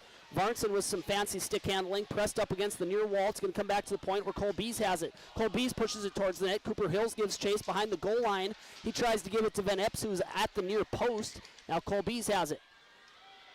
Puck bounces over Cooper Hill's stick. Johnson gives chase. He's going to move this one forward to Hennem. Hennem's going to cross center ice, and he's going to slap this one on net. Shinley has to make a dangerous save there. Rebound onto the stick of Cole Bees. Warroad goes for a line change. Bees now with time to break it out of his own zone. Center ice pass. Oh, stretch pass right onto the stick of Hunter Varnson. 1 minute remaining in regulation. We're all tied up. Section 8 championship. Loser has their season come to an end. The winner advances to the Minnesota State High School Hockey Tournament. Warroad in the attacking end. Goes to the far corner. Comes back to the point. Huntvet back down low. Now James trying to get connected, streaking towards the net there for Warroad was Sam Hard. Warroad still with possession in the far corner. East Grand Forks able to break it out. Now Lovejoy has it. East Grand Forks with numbers but tired legs on the ice. They're going to have to go for a line change. Finn Hansen directing traffic from the crease.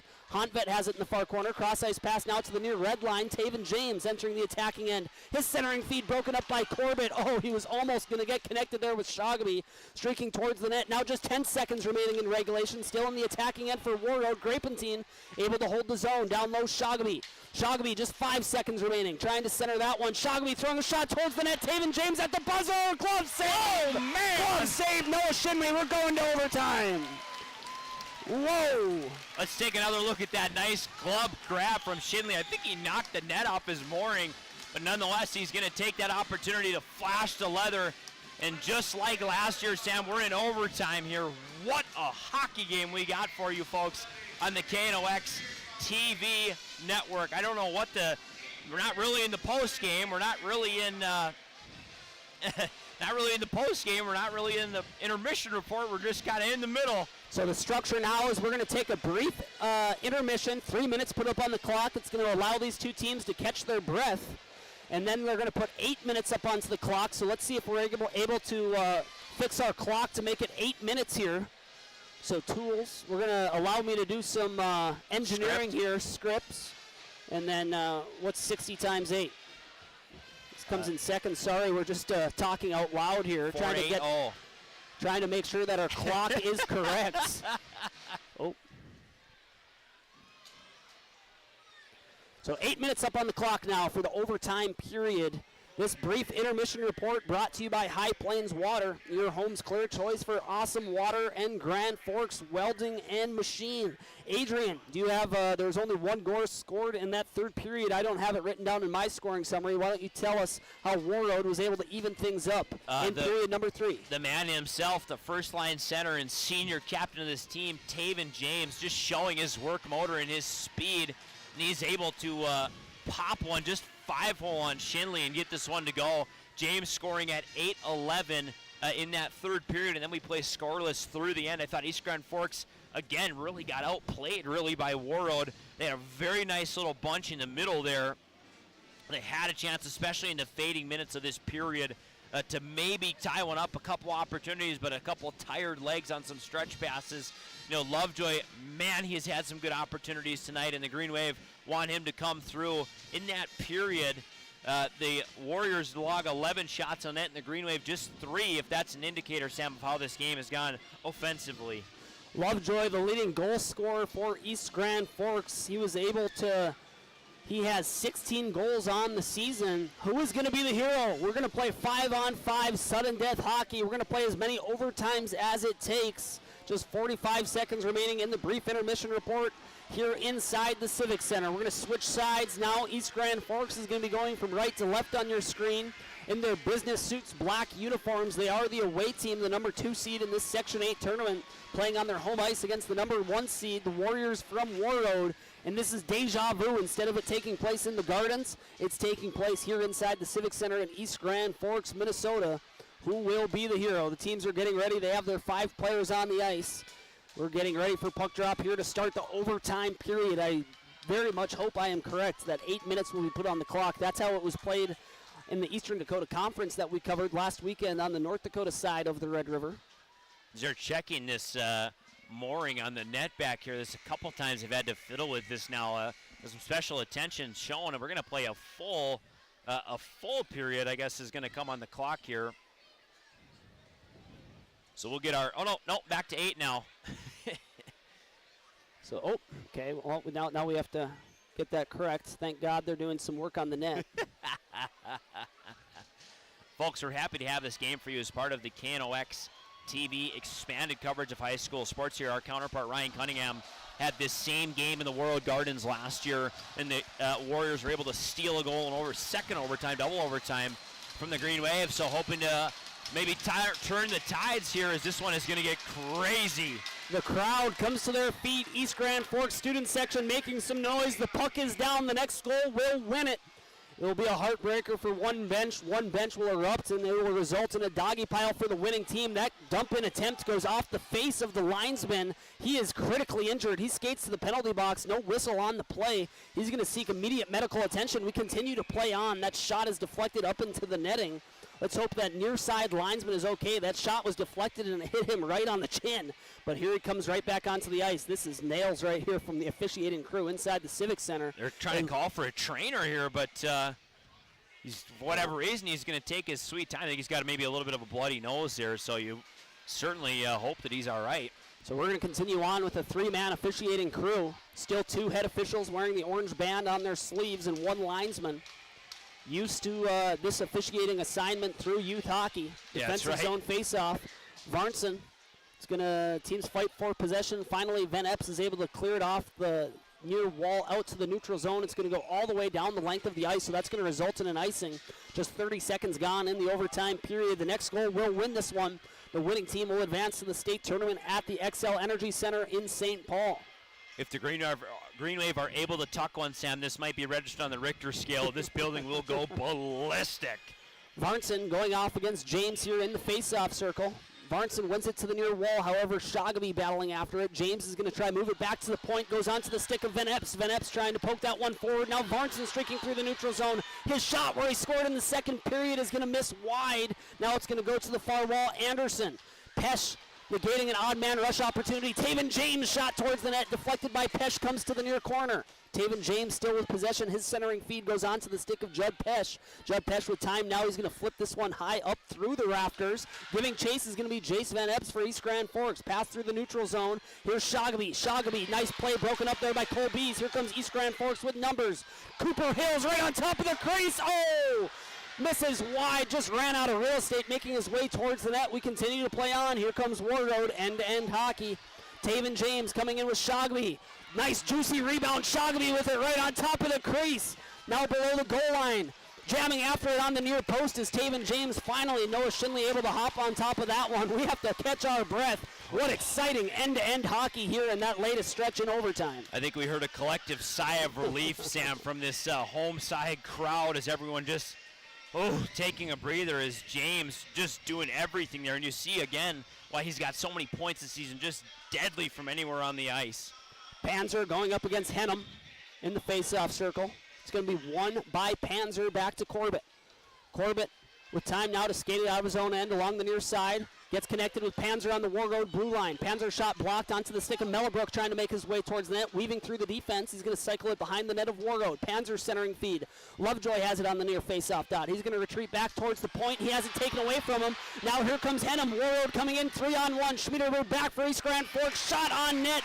Henham shoots it right into the chest of Noah Shinley, and another collective sigh of relief from the home crowd here inside the Civic Center. 3-on-1. Henham just elects to shoot that one on net on the right side of the slot, right into the logo of Noah Shinley. And the shots are near even now, 33-31 in favor of East Grand Forks. Green Wave thought there was maybe a missed interference on the near end here, and those fans erupting when Shinley is able to get something on that puck and get a nice stop, as we have another stoppage in play here. It's going to be a hand pass against Warroad, so an offensive zone faceoff upcoming for East Grand Forks.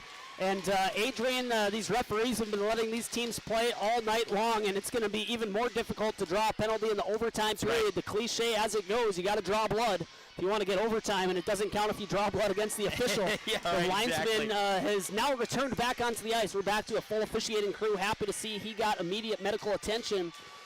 Maybe got some gauze placed in up his nose. So back to a full-strength officiating crew. Offensive zone face-off taken to the right of Finn Hansen. It's won by Taven James back to Hontvet. Van Epps applying immediate pressure in the near corner. Shot from the near point, Bees. Van Epps chasing after the rebound. He's tripped up. No penalty on the play. Taven James skating with it through center ice. Entering the attacking zone on the left side, trying to make his way towards the net. Strong defense there from Judd Pesh. Circling the wagons, however, as James comes back to Hontvet on the far blue line. His shot misses wide, deflects to the near hash marks. Van Epps collects it there, and he's going to deflect it out towards center ice. East Grand Forks going for a line change. Let's see if Warroad's able to catch him in a line change. They're not able to do so. Hontvet skating it. He has the puck taken away from him at the East Grand Forks blue line. Now here comes Lovejoy coming in. Lovejoy, he's going to fire a shot. Blocker save. Finn Hansen. Rebound collected by James. He uses his backhand, throws it back out towards center ice. Judd Pesh has it. Judd Pesh moves it up to Mellebrook. Mellebrook to the center of the ice. Panzer making a man miss. Trying to make his way towards the net on the far side. Oh! Jace Panzer wins it for East Grand Forks. Jace Panzer wins it for the Green Wave. Doggy pile, the Green Wave are going to the XL Energy Center. They win the Section 8 championship. Jace Panzer wins it for East Grand Forks. East Grand Forks, Sam, finally gets one back on Warroad. It took them all 4 periods of hockey avenging their loss last year. We're headed to the X, baby! Let's see, I hope we were able to capture the replay on that one. The game-winning goal scored by Jace Panzer. The Richter scale coming off here inside the Civic Center. Judd Pesh moving this one. Nice play through the neutral zone. Jace Panzer making a couple of defensemen miss, making his way towards the net, towards the far post. Finn Hansen goes for a poke check, and I think the puck gets deflected high up into the air, goes over Finn Hansen into the back of the net. East Grand Forks wins it. This East Grand Forks crowd is on their feet. The Green Wave advancing to the state tournament. Sam, what an unbelievable hockey game we had here. East Grand Forks, it takes them 4 periods of play, but with 5:05 remaining, Panzer goes unassisted on that one, just works from his own blue line and tucks one past Hansen. The Green Wave have slayed the Dragon, and they're headed to St. Paul. 3 consecutive section championships for Warroad. The streak comes to the end. Hugs are given out in the crowd. What an amazing game between these two teams. Always a treat when they meet each other, especially in the section championship. And that is officially on the score sheet. It's going to be Panzer unassisted. We're going to take a quick break here, folks. Do not go anywhere. We're going to come back with the post-game report, show you some highlights, bring you through a scoring summary, hand out some awards as well. East Grand Forks advancing to the state tournament, Section 8 championship hockey on KNOX Live Sports. There's never been a better time of year than now to get that new Ford from Nelson Auto Center in Grand Forks. It's the model year closeout, and you can drive off in a new F-150 XLT and save up to $14,500, or choose low 2.9% financing for 60 months. Ford Escape, another great buy. Save up to $4,250 and get low 1.9% for 66 months. Hurry in for huge discounts and low financing during our model year closeout at Nelson Auto Center in Grand Forks. Whether it's a golf course, your lawn, a pasture on your farm, cover crop, or even a food plot to help you get that big buck, Rivard's Turf and Forage of Grand Forks has developed, mixed, and packaged the premium specialized seed you need for almost every application. Plus, they also carry a full line of ice melter products for your home or business. To check out all their products, go to rivards.com. It's hard to explain what this feels like. We could try to put it into words, but nothing compares to experiencing it for yourself.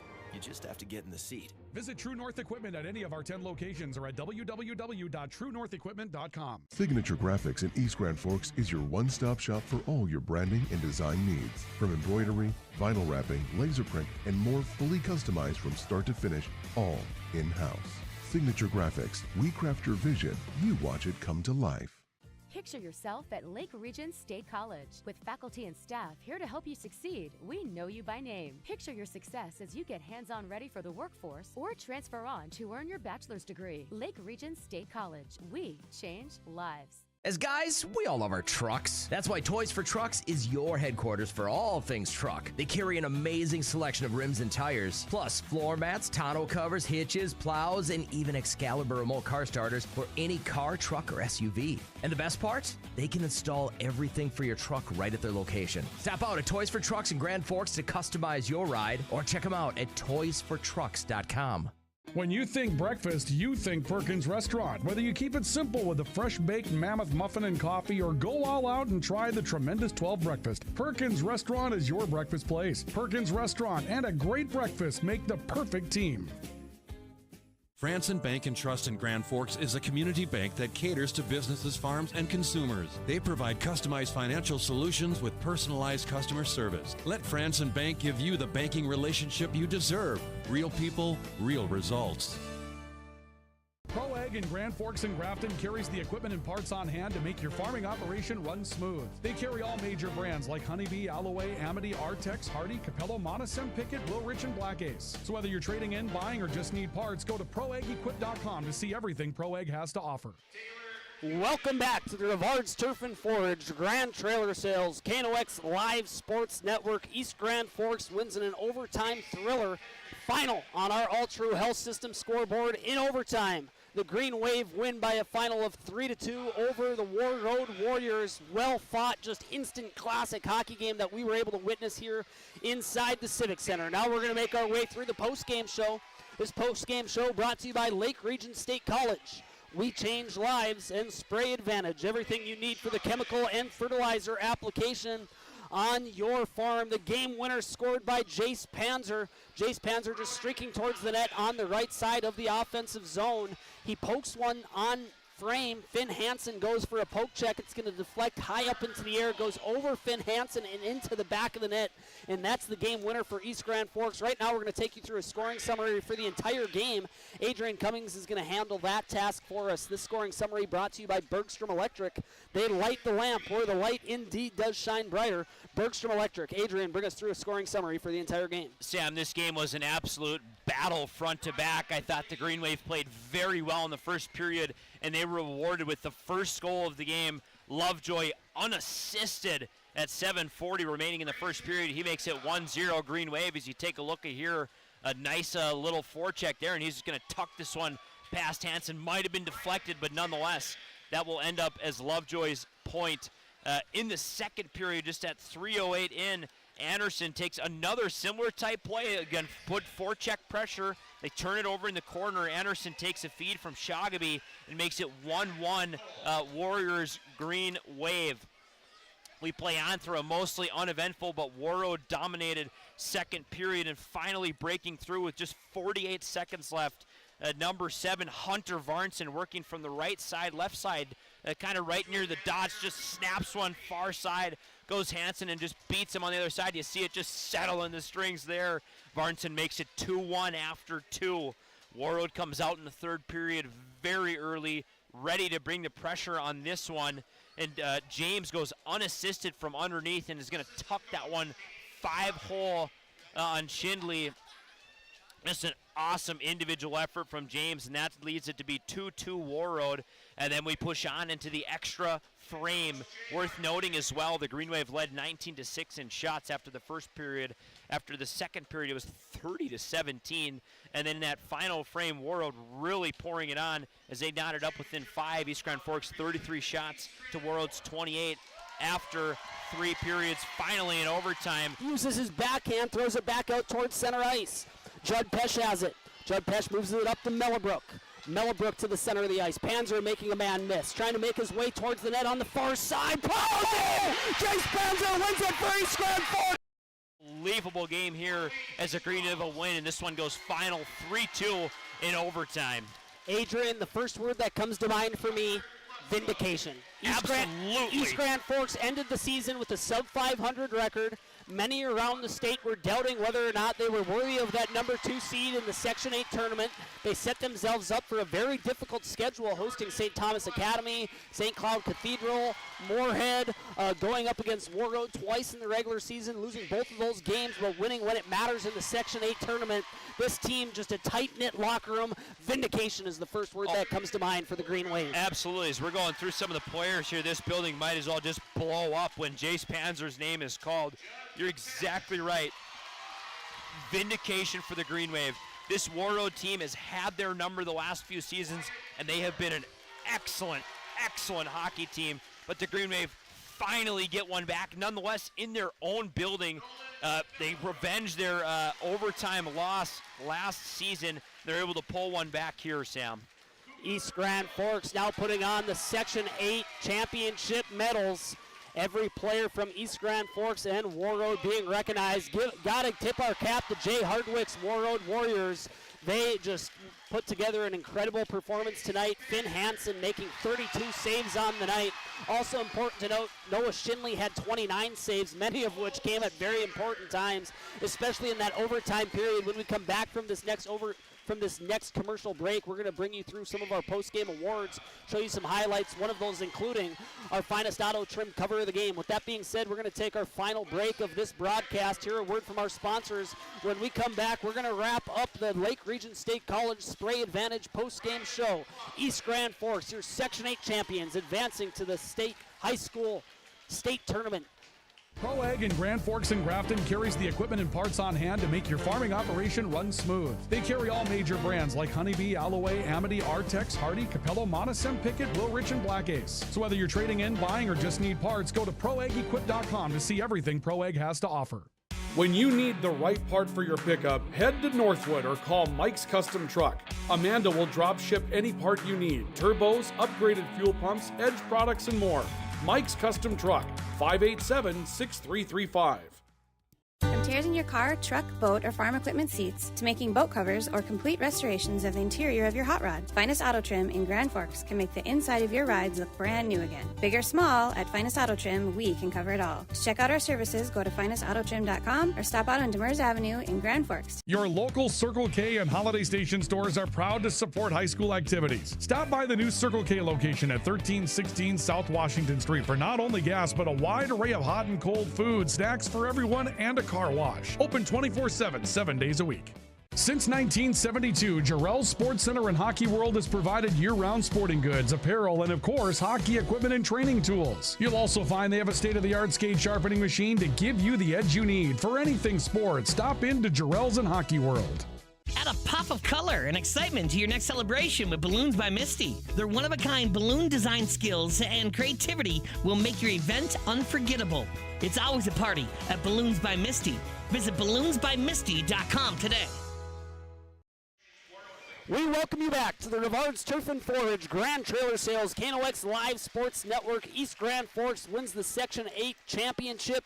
They will advance the Minnesota High School Hockey State Tournament at the XL Energy Center next week in St. Paul to represent Section 8. Still have to wait for the seeding to find out what their matchup is going to look like. The Green Wave received their trophy, first place. This crowd comes to their feet.